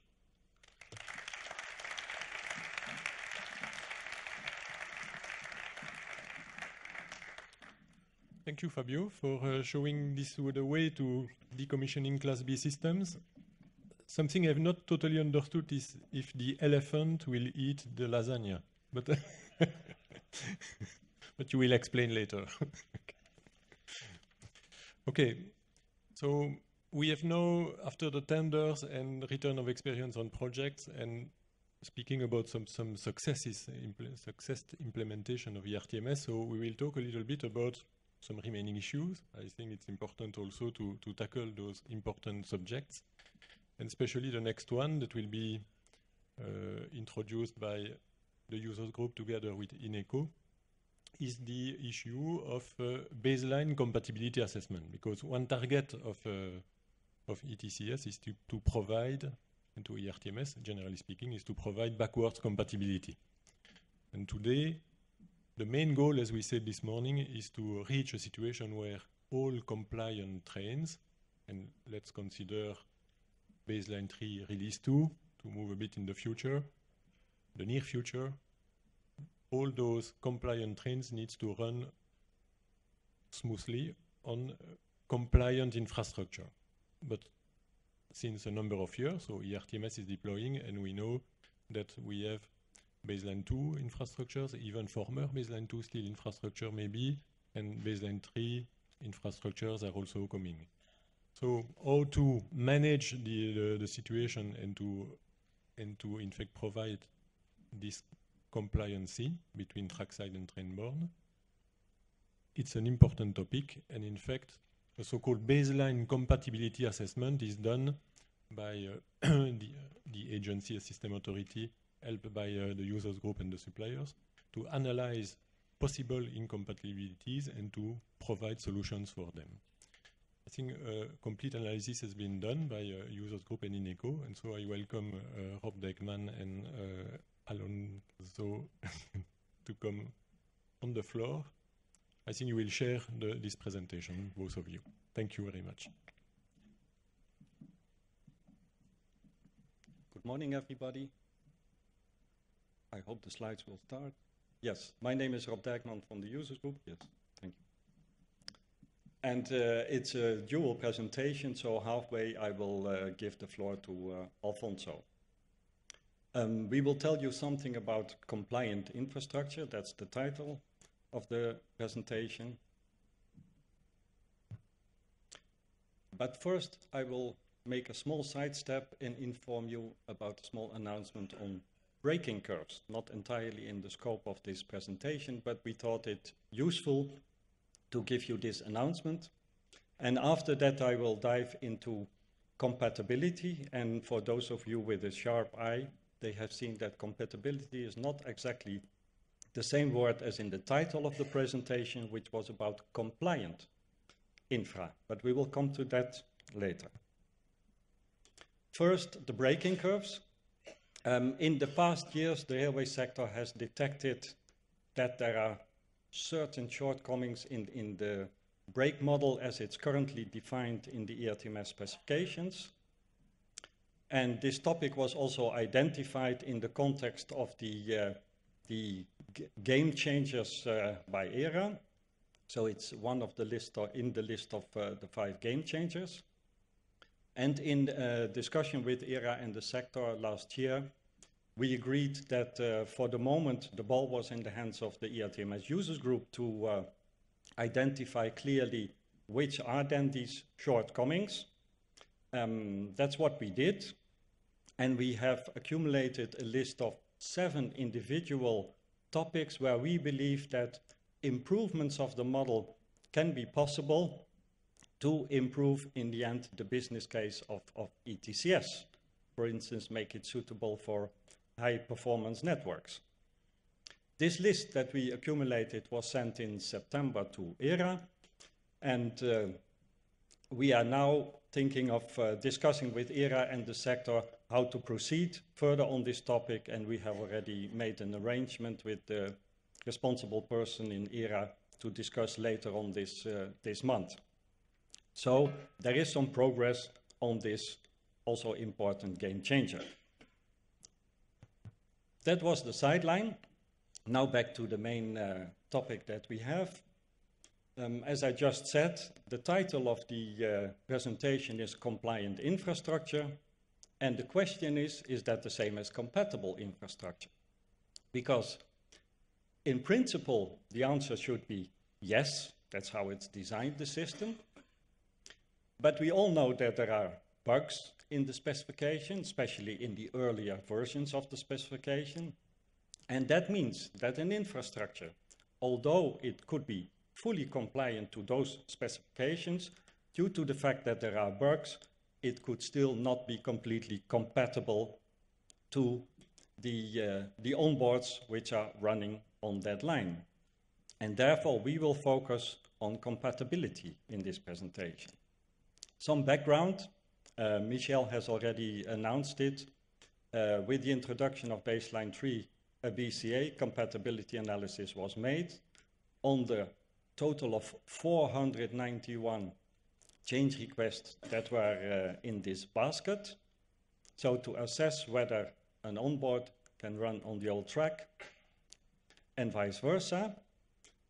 So out of the 491 CRs, we detected that only in principle 59 of them could in the end impose a compatibility issue.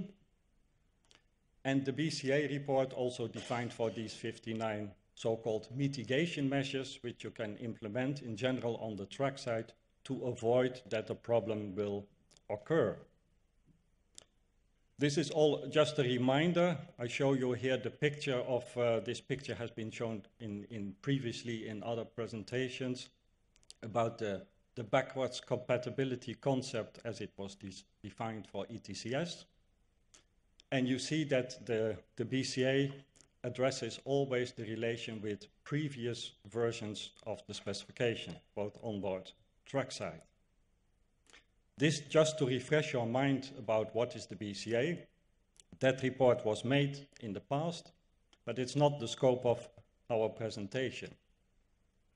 Our presentation is about the validation of this BCA. The BCA itself was defined by the technical experts. It's a theoretical analysis.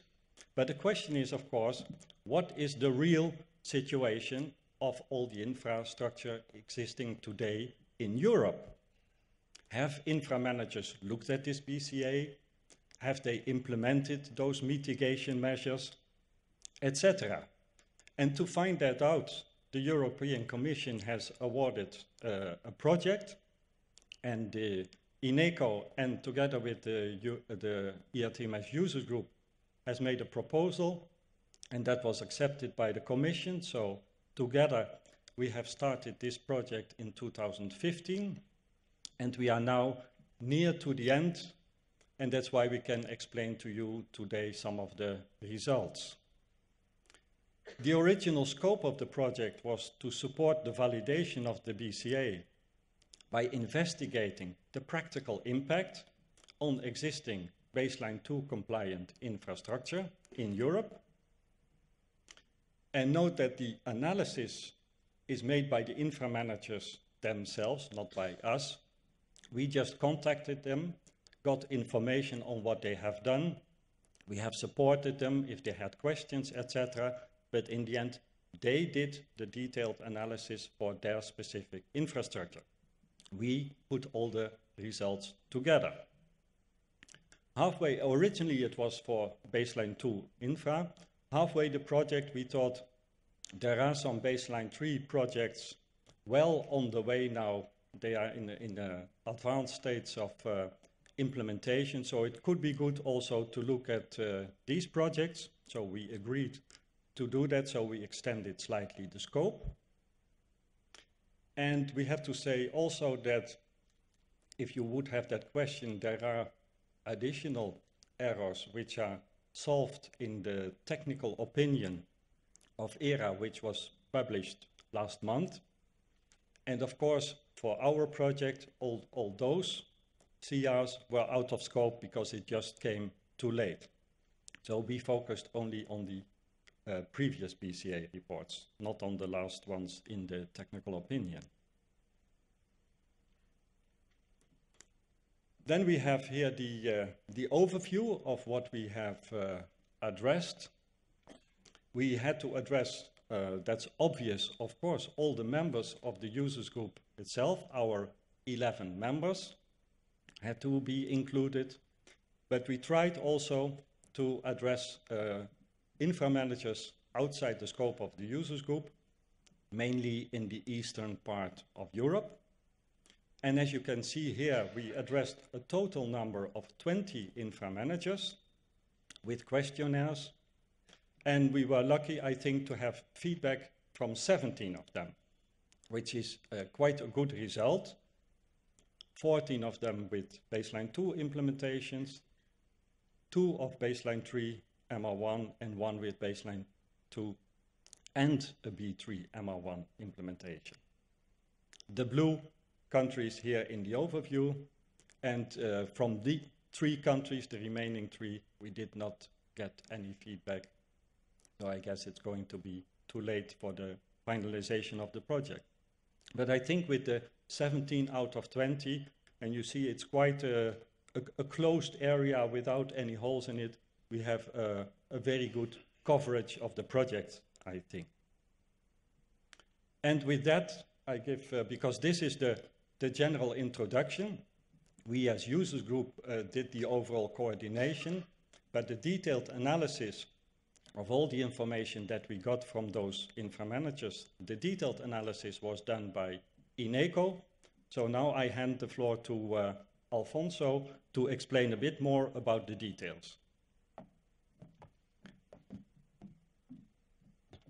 Okay, we apply a work methodology with the target that first validate the BCR report, as Rob mentioned, and also the target is identify the potential compatibility issues in the specific networks. So this work methodology that we apply have 3 steps: recollection, integration, and assessment.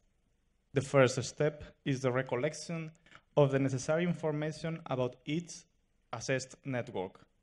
This step requires a very detailed technical acknowledge about the ETCS functions, about the potential compatibility issues, and also about the different ways to mitigate them. We recollect the information from the different inframanagers, from documents provided by themselves, but mainly by tailored questionnaires that we adapt for the different situations or different functionalities used in the different networks assessed. The second step is the identification of the change requests with theoretical possible impact in the specific networks. The BCR report, as Rob mentions, identify 59 change requests out of the 491 change requests between baseline 2 and baseline 3 maintain release 2 as compatibility issues, but not all of these issues have impact in all the networks.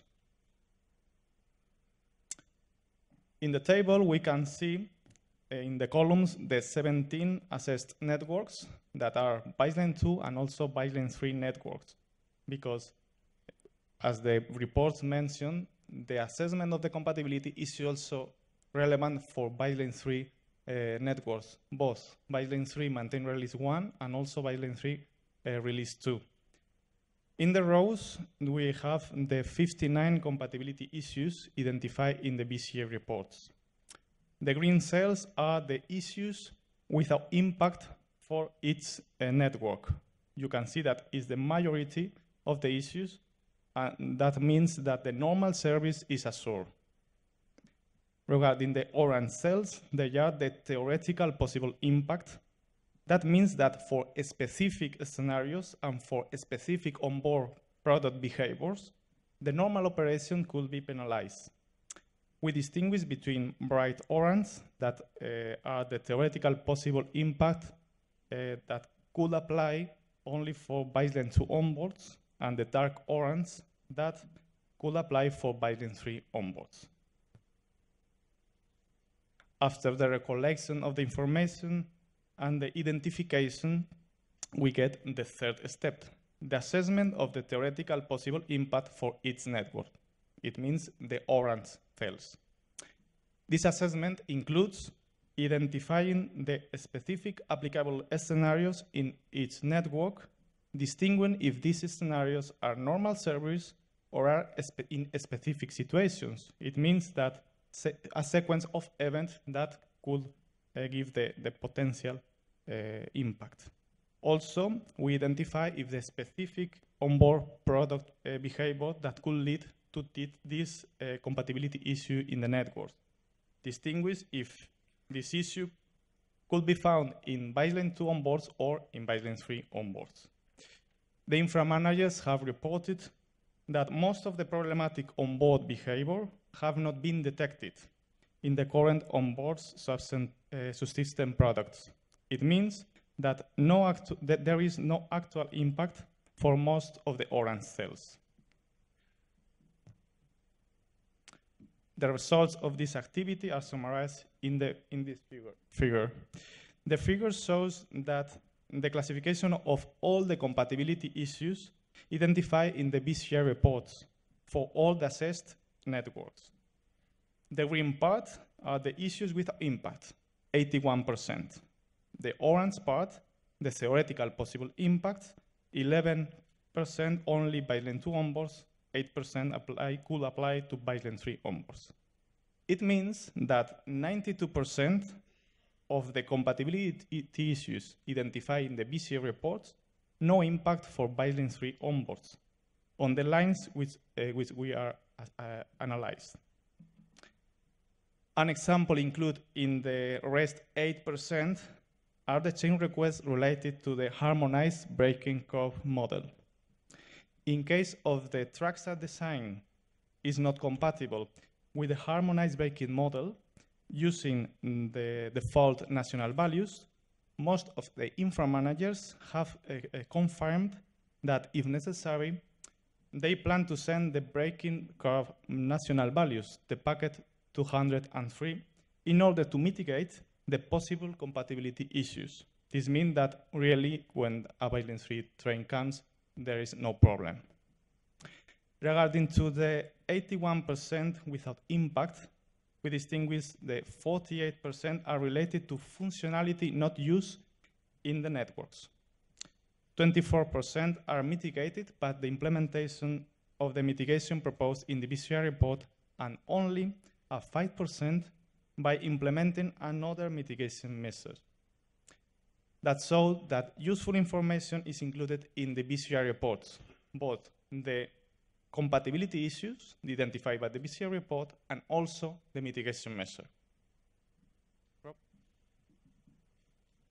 Okay, after this explanation of the detailed work that was done, I'm back to you to see if we can draw some overall conclusions of the project that was done.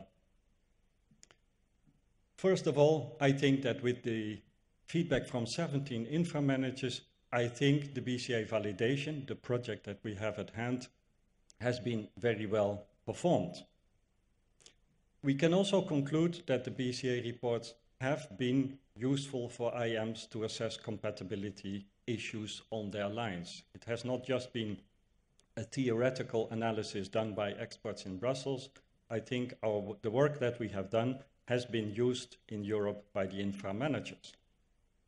We have seen also that, especially for baseline 3 onboards, that there are very few CRs which have to be checked, I would say, not that it by definition will not work, but they just have to be checked when this onboard, baseline 3 onboard, is going to run on a certain line in Europe.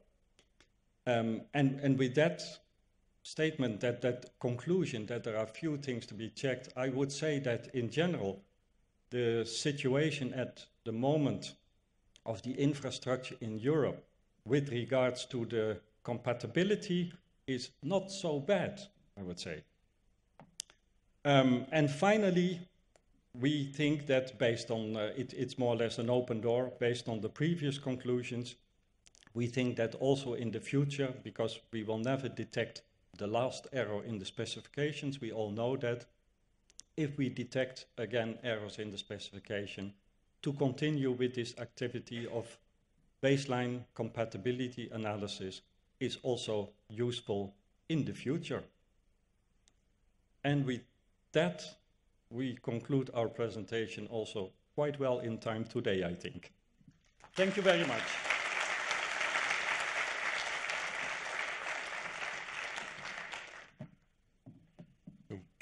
Thank you, Rob and Alfonso. I think this topic was effectively very key, and your conclusions are, I would say, optimistic. And if we want really to move to a full interoperable European network, I think it is worth first to go from theory to the practice, to the reality of the project, and also to check those few remaining points, and then we will be there. So this is also part of the ERTMS Deployment Action Plan that we will be exposed tomorrow. When we speak about compliance and compatibility, most of the time we speak also about compatibility test, because again, the system is not only about theoretical specifications, it is also about a real product with their own behaviors on top of the theoretical specifications, and compatibility checks are, for the moment at least, mandatory. If we cannot prove that two independent subsystems can be checked totally independently. We will address also this point tomorrow in another presentation. But I would like to welcome the representatives of two so-called independent labs, CEDEX and DLR, Jorge from CEDEX and Michael from DLR. They will present their return of experience on compatibility test. Thank you for your presentation. Thank you, Michel, for your kind presentation. Hello, everybody. My name is Jorge Iglesias. I'm currently the director of the CEDEX lab dedicated to testing rail interoperability. And I'm going to present together with my good friend Michael Meyer-Trujose from DLR the test we have run remotely to check how the system is working properly and to test what we call the operational scenarios. How can I pass? The green. Okay. The summary will be first how testing ETCS to place in service. We will talk here about the operational scenarios that are really needed to place in service a new line. I will continue with how we integrate in the real world in the lab. We are testing real equipments and we are testing therefore real interoperability. And later on, I will pass the floor to Michael to explain how we perform this remote testing. And also we dedicate one slide for stating how much cost and time we can save by testing at lab. Okay, first the operational scenarios.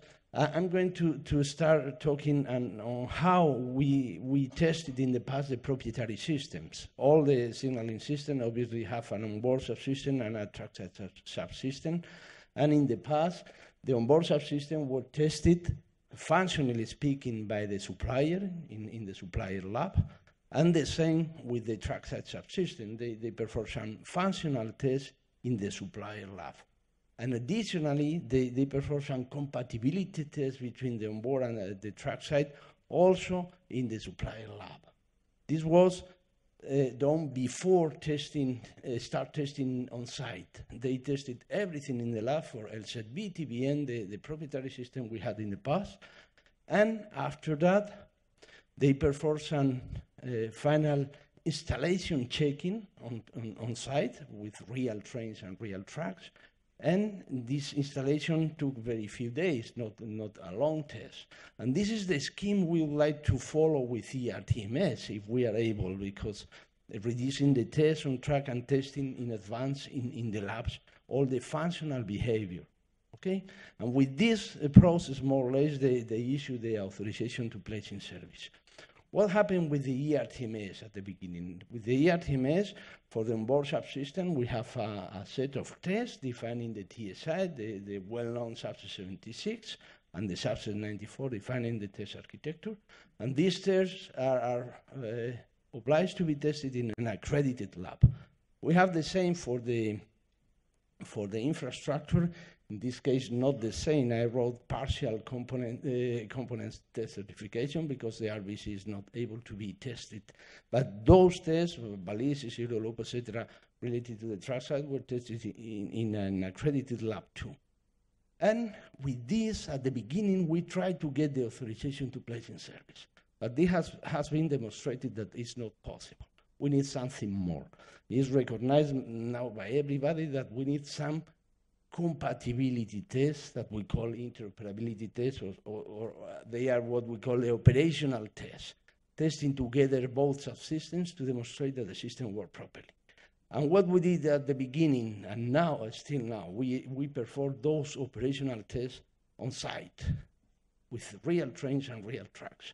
Therefore, we need a long time for testing, and this is one of the main problems we have now today with the ERTMS. And with all this process, we get the authorization to place in service. And therefore, our proposal and what we are doing now, for example, in a different Spain, we have the same structure for testing the onboard subsystem based on the TSI, and the same for the trackside subsystem. And we perform this operational test not on site, but also in an accredited lab. Therefore, at the end, after that, after testing the functional behavior in the lab, as we did in the past with the proprietary system, we perform some technical checking on site that takes very few days for testing that the system is working properly on site. And for us, after that, we get the authorization to place in service. And this is the role of the accredited labs. Accredited labs is because they are, to be accredited, you need to be independent. It's something required by the accreditation body. To be accredited, the lab should be independent from the supplier of the tested equipment. And this is the role of these accredited labs. And also, we would like to highlight that this operational test can be done not only in a lab, but also in 2 labs remotely. In one lab, you have the onboard subsystem, and in the other, the track side. And how do we integrate the real world? This is a picture showing the 2 labs, the FIET lab, sorry, Michael. FIET lab, when we integrate the track side, we integrate the RBCs plus the interlockings. In this case, we integrate both. And we have a traffic simulator, the traffic layout. We simulate the movement of the train, which is very simple. We have a local traffic control desk when we set the routes and we set the temporary speed restrictions. And also we have this unit, which is the remote testing tool. In this test, we had this unit at CEDES, and we manage the onboard unit that was located in Germany, in DLR. And now I pass the floor to my colleague, and you will continue with the German part of this presentation.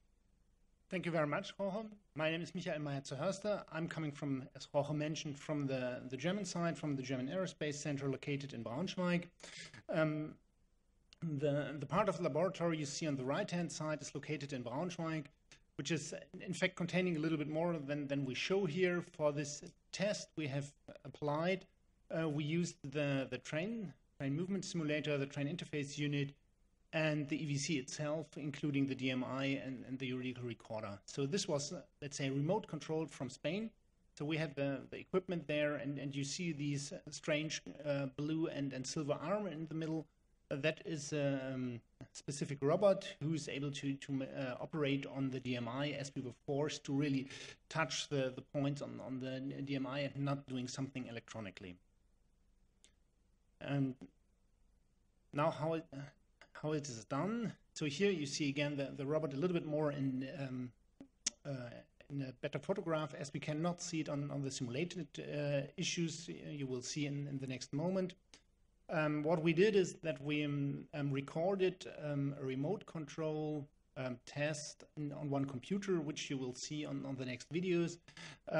You will see that we did the same story as our colleague from UK did. We accelerated again the video a little bit, so you will see the same effect in the beginning, but the test run itself will run in real time. So, this is the overall architecture we applied here. So we had the statics laboratory having the RBC test bench you have seen, and the DLR test bench having the onboard system. And if you look a little bit more in detail, you see this construction, so it's a bit confusing, so I think I won't go in the details here. So if anybody wants to know the details of these, let's say, architecture, you may ask Jorge or me. These are all the modules and the different items started in the test. Now we will go into the video and see how it looks like. So hopefully the video will start. Yeah, okay, you see here. So now this is the faster recorded video. You see on the left-hand side all the commands going up. On the right-hand side you see what's happening on the DMI and the DLR. You see here some artifacts on the video which are used for the analysis, so not all of these boxes are there. And you see on the bottom line two, well, in fact, written text showing what's just happening there. So on the right-hand side, you see that the train data are entered into the system. This is completely remote controlled from Madrid, to be seen on the left-hand side. you could ask me right now why it is looking like being on one computer. It's due to the fact that one computer is doing the recording. So in fact, you see here 3 computers acting. The left one acting in Madrid and then preparing the test sequence, which started right now. You see on the top in the drawing that the train is running. And the right-hand side, the computer in Braunschweig recording what's happening on the DMI, and the third computer recording the video streams from both sides, so from both other computers. As a matter of fact, if you would like to see what's happening in detail, you can see it on the color of the mouse pointer. So as long as it's red, it's acting in Madrid. As soon as it becomes yellow, it's acting in Braunschweig.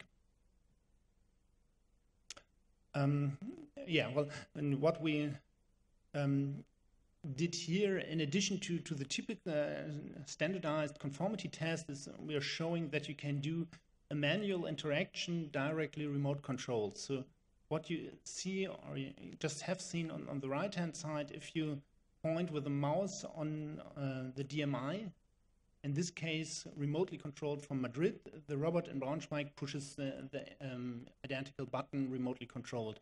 In fact, this is not a feature we need very often or very much time, but generally it is possible if there's a specific event or a specific interaction needed in a certain test sequence, that even this can be done remotely controlled.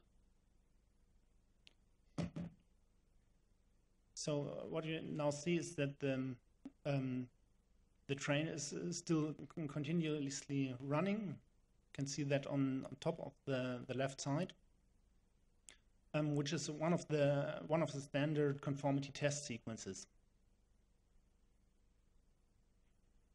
Yeah, well, I think we have still a few seconds here to see what's going on, but I think we can now jump to the conclusion, and especially to the effect, and Jorge will give you some information about the effects, the economic effects of these kind of testing. Well, I think the most important thing I would like to highlight is that here in this test we are testing real equipment. We are not simulating the test. We are performing real tests. We are simulating the train movement, which is very easy to be simulated, and we are simulating the train behavior, the train motion, which could be more complex. But if we are able to simulate the train motion properly, the test results will be exactly the same that the test on site.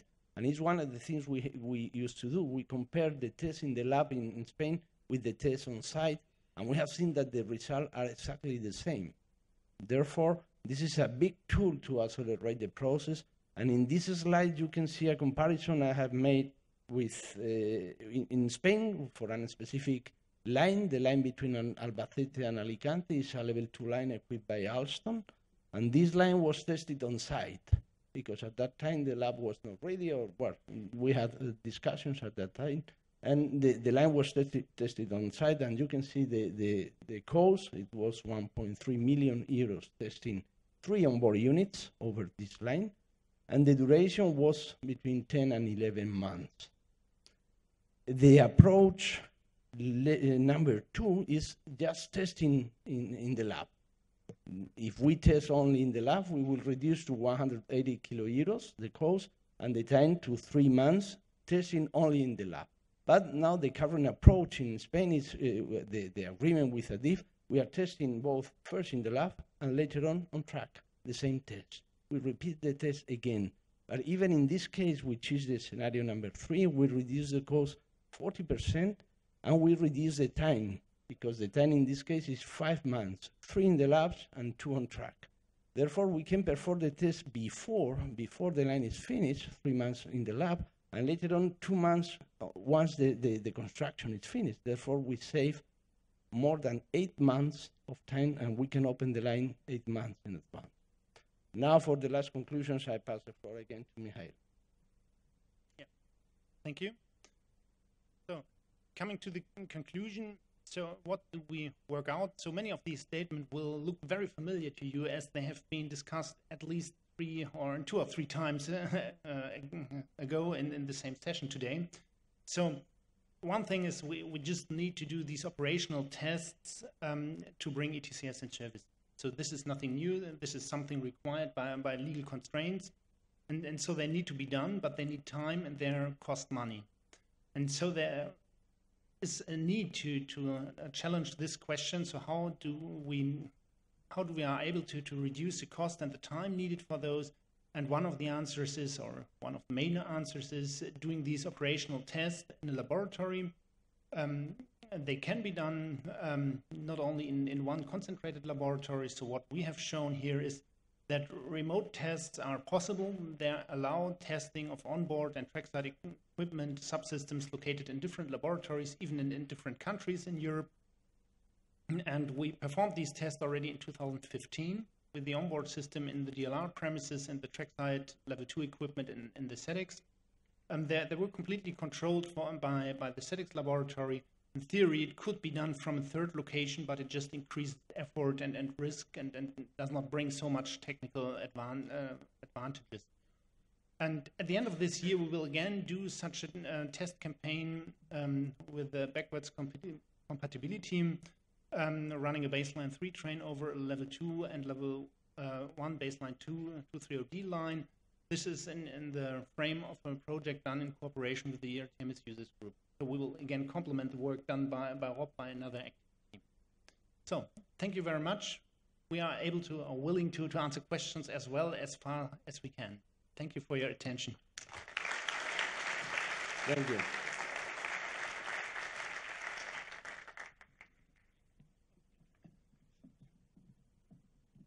Okay, thank you, Jorge and Michael, for this presentation about compatibility test. Effectively, this is a hot topic, I would say, that is debated a lot, testing for ERTMS. And of course, the goal is to reduce as much as possible the test, and we believe that as the specification is also maturing and the products are maturing, that we will be able to, in fact, limit those tests to the minimum necessary. And I hope, by the way, that you implement a subset 110 to 12 for the remote testing. Very good. Thank you. So we are on time, which is very good for the lasagna. The last speaker for this morning is Ulrich Geyer from Capsch Carrier, representing the ROC IG group. As I said at the beginning, so the communication, and especially radio communications, are essential to bring the performance of ERTMS, especially for level 2 and level 3. So this is really a key element. So I am pleased to hear what are the status of the deployment of GSMR. Maybe you will speak a little bit about the future, but this will be for other sessions, maybe also, and some issues you would like to bring to the participants. Thank you, Ulrich. Thank you very much, Michel. We have heard a lot about ERTMS projects, templates, and issues there. Now I would like to change the focus a little bit to the radio communication. I would like to speak about certification aspects related to solutions, challenges in the radio communication part. So let me first give you a brief overview about what I would like to talk about. I will start with the European regulation. Everybody knows here that since last year, mid of last year, the European regulation came into force, which brought some challenges with it, which I would like to talk about. I would like to give you an overview about the actual certifications achieved so far in the radio communication area. I will speak about standardization of the test specification. I think standardization is very important, what we heard already in the morning. And the test specification especially is something which we have done to simplify our work in future related to certification. And I will conclude with lessons learned. So starting with the European regulation, as I said, it came into force mid of last year. 20 days after publication in the official journal, it was into force. So what does it mean? It means one day after, you have already to take it into account for new GSMR networks, for upgrades, updates, or for extensions of GSMR networks. There's one exception. There was one exception, I must say, which is the so-called derogation path. What does it mean? the member states had the opportunity to list a number of projects which are in so-called advanced stage of development and to ask the European Commission for allowance to use an older CCS TSI. It could be also different per project, but the request is to ask for allowance to stay on an older CCS TSI. You can see in the time bar below, the member states had 12 months time for doing that. So it was published in June, July 2016. So they had time till June 2017. But nowadays, since beginning of July, the new CCS TSI is into force. Our customers react differently on that. Some of them took the derogation path, mainly driven because they are at the end of the project and it doesn't make sense to change the baseline at the very end of the project. Others were thinking about maybe it could lead to additional costs, it could delay my project. It's better, let's say, to stay on the old CCS TSI and let's do the derogation path. And to be quite honest, some of our customers have made the jump from the old CCS TSI to the new one, and there were additional costs, there were additional efforts, additional activities, and the projects get delayed. So therefore, from ROC-IG point of view, we really recommend to avoid that and to go the derogation path. However, the derogation path is a good opportunity, but the process is not that simple that it looks like. I've shown here a sequence of authorities involved in such derogation path in one country. So it started with us at that point in time, a supplier talking to the railways, telling them that the new CCS TSI is now there, it is into force and has to be used if you do not go the derogation path. The railways itself, we had some discussion with them. At the end, they were convinced, but they have to convince the National Security Authority. Then furthermore, the National Security Authority, as soon as they are convinced, have to go to the ministry. And yesterday I've learned it was not one ministry, it were two different ministries which were involved. And then the derogation letter can be sent to the European Commission. So in principle, the job is done because based on the recast of the Interoperability Directive 2016-797, it's clearly written there in Article 7 that if you send that request in these cases, and if you get not an answer within 4 months, it is automatically approved, which is a good thing. But that's theory. In practice, how does it work? The European Commission normally asks ERA about consultancy, if, let's say, for example, the projects are really in advanced stage of development, any impact on that.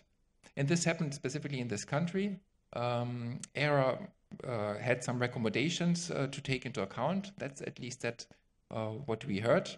The railways and the ministry were informed that the request was received and it seems to be okay. But the letter from ERA is still not at railways desk. Why? It has to go all the way back from ERA to European Commission, Ministry 1, Ministry 2, NSA, railways, and that at the end we will get informed. So maybe this process could a little bit be streamlined. In spite of that, we were very much supported by ERA to doing this derogation path, to be honest, in writing the letter, especially Begonia. I would like to thank you very much to help us there. But the process itself is still very long. In case of no derogation is being done, we have the following challenges. As said before, a new network update extension needs that the new CCS TSI have already to be used. There are some contractual contradictions there because normally you have a contract where it is stated you have to deploy your network based on a specific version. Now, if the new CCS TSI is into force, the certification have to be done on this one. If you now focus on the newest one, you may have impact because of the contract, because in the contract it's written you should be providing all functionalities, MIs and Ms of the CCS TSI. But there are new ones now, new MIs, new Ms, which then normally are part of the contract. So a lot of negotiations have then been started, but maybe we have a solution. There was a nice document written by NV Rail, the so-called RFU CCS 77, which is already foreseen for certificates with restriction and conditions for use. that could maybe help us here. Furthermore, another challenge which we have seen is the project setup. 5 to 10 years ago, the project setup for certification was a very simple one. We got the obligation from our infrastructure manager as supplier to deliver a certificate, full stop. So we can then choose the NOBO, we can do the activities, and we can deliver a certificate. Nowadays, lessons learned, the project setup is much more complicated. We have an independent engineer involved, we have an industry even involved. Contractual relationships are sometimes very strange. So we have a contract with our network infrastructure, but there's another parallel contract, for example, between a ministry and the notified body, which makes life not easier. Furthermore, there's a tendency going on that the notified bodies are not only contracted for the certification activity, but also for other activities, such as checking also the M requirements, such as contractual requirements, such as checking other specifications additionally. And this leads as well to a delay of the project. So therefore, we really highly recommend to separate the project acceptance from the certification to not get into these delay status. Let me give you a short overview about the certifications achieved so far, always related to the radio communication system. The map on the right-hand side is showing the status of the network part. The green countries is showing the countries where we have already a certification, some of them network-wide, others some tracks, because in some countries we are certifying track by track and not nationwide. So it looks not too bad, not like the other one from Rob, but it's going better. The yellow shaded countries means there we are in progress, so we think that we will achieve a certificate very soon.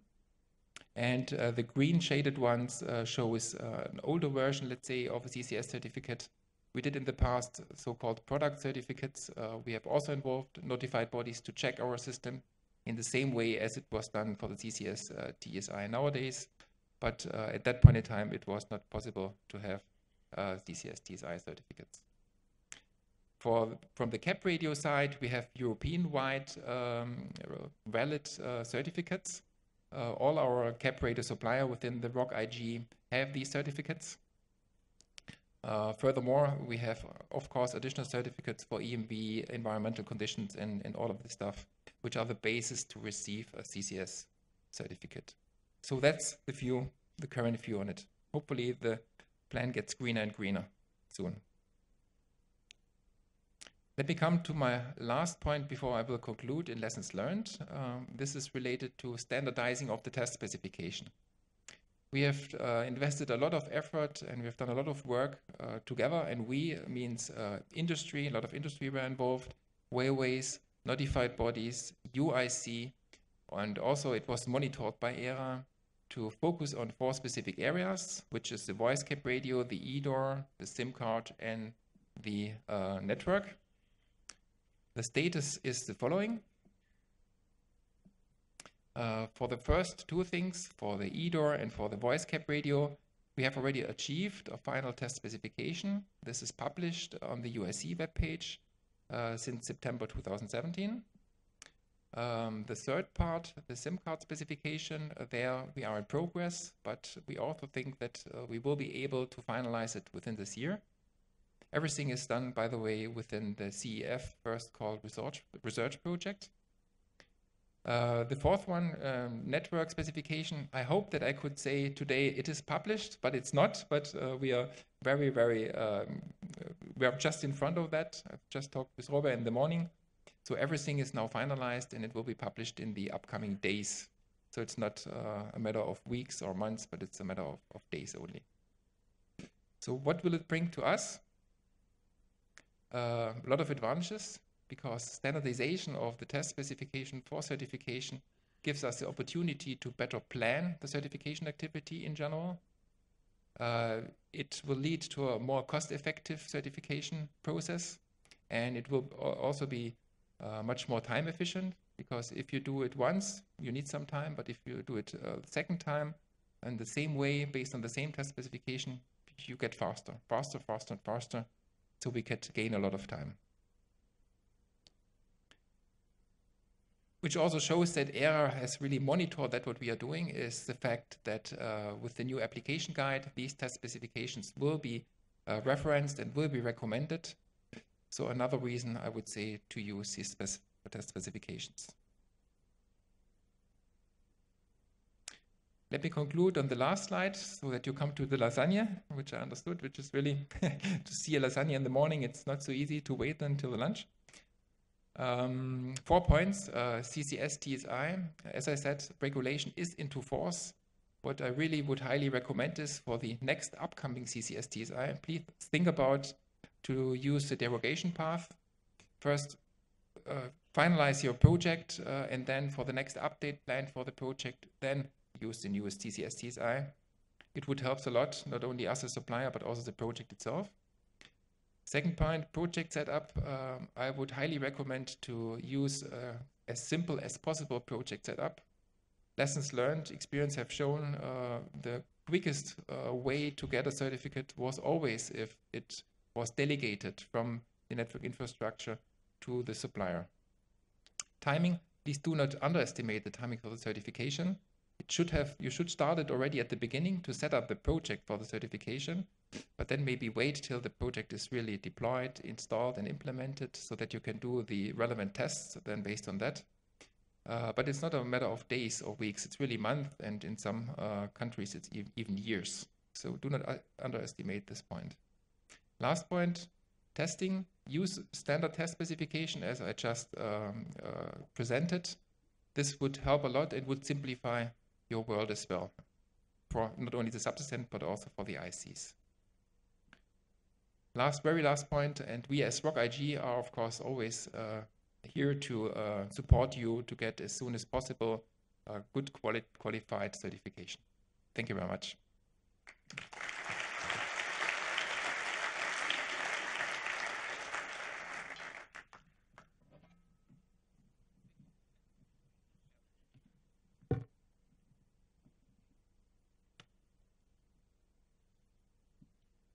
So thank you, Ulrich, for this interesting return of experience. I think that your conclusive points do not address only necessarily the telecom part, but also can be applied also to ETCS. So, and we have to take care of this if we want to push again the deployment phase.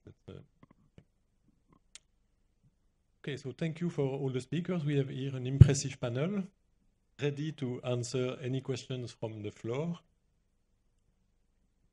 So, as usual, first one is always the most difficult one. Who has a question? If not, I have always spare questions, but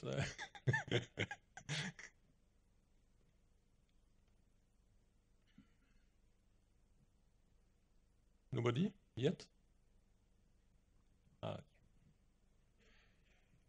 Can you tell who you are? Because it's impossible to see you from here. Okay. Hello? Can you hear me? Okay, I recognize.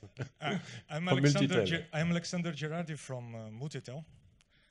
I'm one of the independent laboratories like SEDEX and DLR. And I have a question to Michael Maetzovorst. It's, I think that the independent laboratories really give a good understanding to the stakeholders of any deployment, of what is being really deployed, and up to which point what they are getting will be reliable in the future, not only for a specific implementation. With that regard, we have more than 10 onboard units that we have tested on our labs. Trackside equipment, interlocking RBC as well. And in 2015, on a map call, we have worked with, under the ERTMS users group on a project also for remote testing. So this is something that dates from that time. 2015 with RFI and Ansaldo. And then in 2013, even a cross-continent test between multi-tail and an Asian country. Now, we, as you can see, I mentioned 6 trackside suppliers. We moved from a component test to a system level test. And that's what Jorge and Michael from SEDEX and DLR have demonstrated. The independent laboratories are doing more and more system level tests. From this experience, we noticed that the onboard unit is well specified in subset 76. However, as Jorge has mentioned as well, subset 85 is just testing the air gap between the balises and the BTM, is not testing really the RBC. We have worked on subset RBC. My question is subset RBC, on your point of view, useful? Do you think that it's something to be pursued, or what is your feedback on this?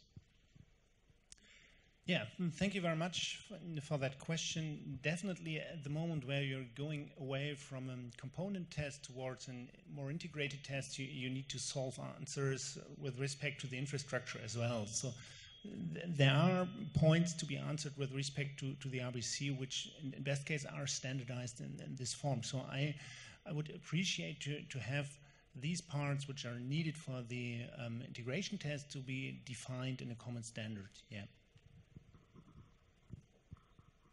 Okay, thank you, Michael. Okay. Hello. Other questions? Yeah. I'm Abraham, railway signal engineer from Morocco. My question is also for Mr. Jorge Iglesias and Michael about integration in laboratory between trackside and onboard systems. My question is about the time when we find some inconsistency between both systems. Who can decide where is the problem, or we have just to mention that there is something that's not working? Thank you. Well, thank you again for that question. That is, let's say, the typical problem you have as soon as you start integrating things and doing integrated tests. So at the moment you have some, let's say, something which is not according to the expected results.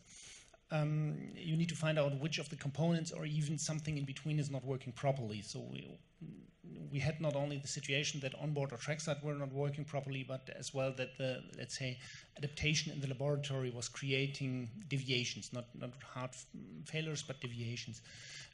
As a matter of fact, it's not a good idea to start in the first step with an integration test. So it makes sense to have tests done before. And this is what typically has been done. So there you have a pre-certification done by the suppliers. Sometimes subset 76 tests are done. And so you know already what has been done and what you can exclude by looking for the error. But at the moment something appears, you need to, well, try to find out which of the subsystems is the problematic one. So it's quite hard to answer that in detail. This is the knowledge of the people doing the tests. I would like to. Thank you, Michael. Maybe I can add something about it. In fact, when you have incompatible, who is you're here? Okay, go. It doesn't. Okay, now it's working. Okay, I can say you that our experience as neutral lab and independent lab, we discover things, yes, and but our experience is that when we justify the things and technically. You have competent people and you talk with the suppliers, they will accept the solution you are proposing because it's very well justified. That's one of the reasons of the independent labs for me is important, because if not, between different suppliers, they alone discussing, they have problems. And we know that an independent view helps to solve the issue because we put a very competent opinion on the table, and therefore, according to our experience, we have no problems with the suppliers with this approach. Yes, I wanted to add also something. Thank you, Jorge. It's because, in fact, at the end of the day, I think it's first teamwork. So when there is a problem, you have to bring all the people around the table, and then to find where the problem comes from, because it can come from the product, from the engineering, from the test tool itself, so there are a lot of possibilities. To make it short, at the end of the day, it may happen that the product, because at the end it goes to the product, that the product, that there is a, let's say, there is a different understanding from, at the end, the two suppliers, trackside and onboard. At that time, you need an authority to analyze the problem. And the last authority to do that is ERA, because ERA is a system authority. So there are two cases. Either the two suppliers that are involved, they agree on the problem, then there is a way to solve it. And if at the end of the day it leads to a specification problem, there is an approach to raise a change request and then to find a solution for the problem. The one path. The other path is that at the end of the day, one supplier is saying, I'm compliant, and the other one is saying, I am compliant. We have an issue to solve. And then we need an independent advice, which can only come from ERA at the end of the day. And then, again, people can work on this recommendation or advice opinion from ERA and find a solution to the problem. So you have the two paths. Of course, the independent lab can give also an opinion, but at the end of the day, as it is back to maybe the specification, it has to go to ERA. Yeah. Michel, if I can add something. Yeah, of course. The integration is not only in the phase of the put in service, because we experienced this 12 years ago, and we do the same with a target laboratory to solve the problem of to have an independent assessment between different point of view. But the main problem is after, when you are in operation, to solve the integration situation between GSMR, interlocking, radio block center, EVC, you have a gigabyte of log. And so you need, for maintenance, for diagnostic, for preventive maintenance, a system that could be a collector independent from the supplier to assess what happened. And that's what we develop now in Italy, because at the end, especially when we have a competition between different railway undertaking, and a train is stopped, you want to know who is the guilty, you have to do not after a week, you have to do after a few hours. So the problem to assess a scenario, real scenario, is one of the engineering challenge of ERTMS.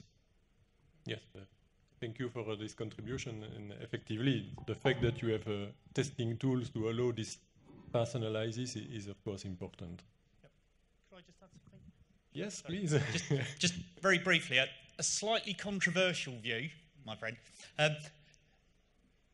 Doing the integration when you get to the final system test and certification is too late. Because if you find a problem then that requires a software change, we are looking at 3, 6, 8-month cycle. So the integration between the systems needs to happen as soon as practicable. That means encouraging the supply chain to give early releases of software and data and doing that integration as early as possible. It's a benefit for the supply chain and it's a benefit for the industry. So I would encourage starting integration as soon as possible. Thank you, Jonathan. Another question, maybe on another subject. Another issue, Michel? No, another issue. No, I would like to answer you because now, for example, while we are testing the onboard unit with the SAP 76 for certifying, we are in parallel testing the onboard unit with different RBCs. And we perform in the parallel at the same time the integration test to avoid the problems you highlight. Okay, thank you, Jorge. So, propose to move to another question. Yeah. I have another question. Same subject. Jerry Borger, Ricardo. I've been involved in ISA and Noble work for several system integration testing, witnessing at suppliers, but also at integration labs which are not independent, but are actually set up by the networks providers. We're doing the same thing in the Netherlands. And I would like maybe Mr. Hayes to comment on that, how he looks at maintaining this testing facility at the side of the network provider just to keep the system running rather than having one test campaign at an independent test lab. I think the Noble and ISAs could provide the independent observation also at non-independent labs using the RFU 22. Well, we took a conscious decision not to certify our lab because of the expense and what we wanted to use it for. Sorry, feedback. The key aspect with the lab is we wanted it to do early integration, early release of software. But we knew as we started testing at ENIF and in the core, we would want to come back and replay scenarios in the lab to make sure the lab was as close to reality as possible. It's also got a brilliant benefit. So as we upgrade software and data going forward, it gives us a really good environment to test it. We understand the lab and its shortcomings, so we know what we can test in the lab and we are 100% confident it will work on site. And we know the bits that we test in the lab that we're only 80% confident when we get it to site. And I think that's a really powerful tool going forward, is quarter and half-life updates to the system, data updates, software updates. And I think that shouldn't be missed. So the labs, CEDEX, DRL provide good facilities for the certification. Supporting the system in the future, I think the railway administrations need to invest in a lab to be able to do that data integration as things change going forward. I fully agree with you, and I also would like to highlight that a lab from the infra manager is an independent lab, totally independent from the suppliers, and it should be accredited too. And the infra managers, they need a lab for maintaining the system in the future. This is a reality. Okay, thank you, Jorge. Tomorrow we will speak again about the standardization of the process for compatibility tests. So we will come back on this subject, where the IMs are probably at the center of the game, because in fact the IMs, they know. They are at the origin of the operational rules, the use cases, etc. And we have to see the compatibility test to check this. It's not to test that product is compliant. We have for the onboard, we have the Z76. So we have to make a clear difference between both. And we spoke about the maintenance. If an infrastructure manager maintains his network by changing things in his network, the so-called lab, whatever it is, the lab should represent, in fact, all and be updated all the time to represent the use cases and the operational rules of the IM. But tomorrow we will address again this subject. I have the pleasure to do this presentation. So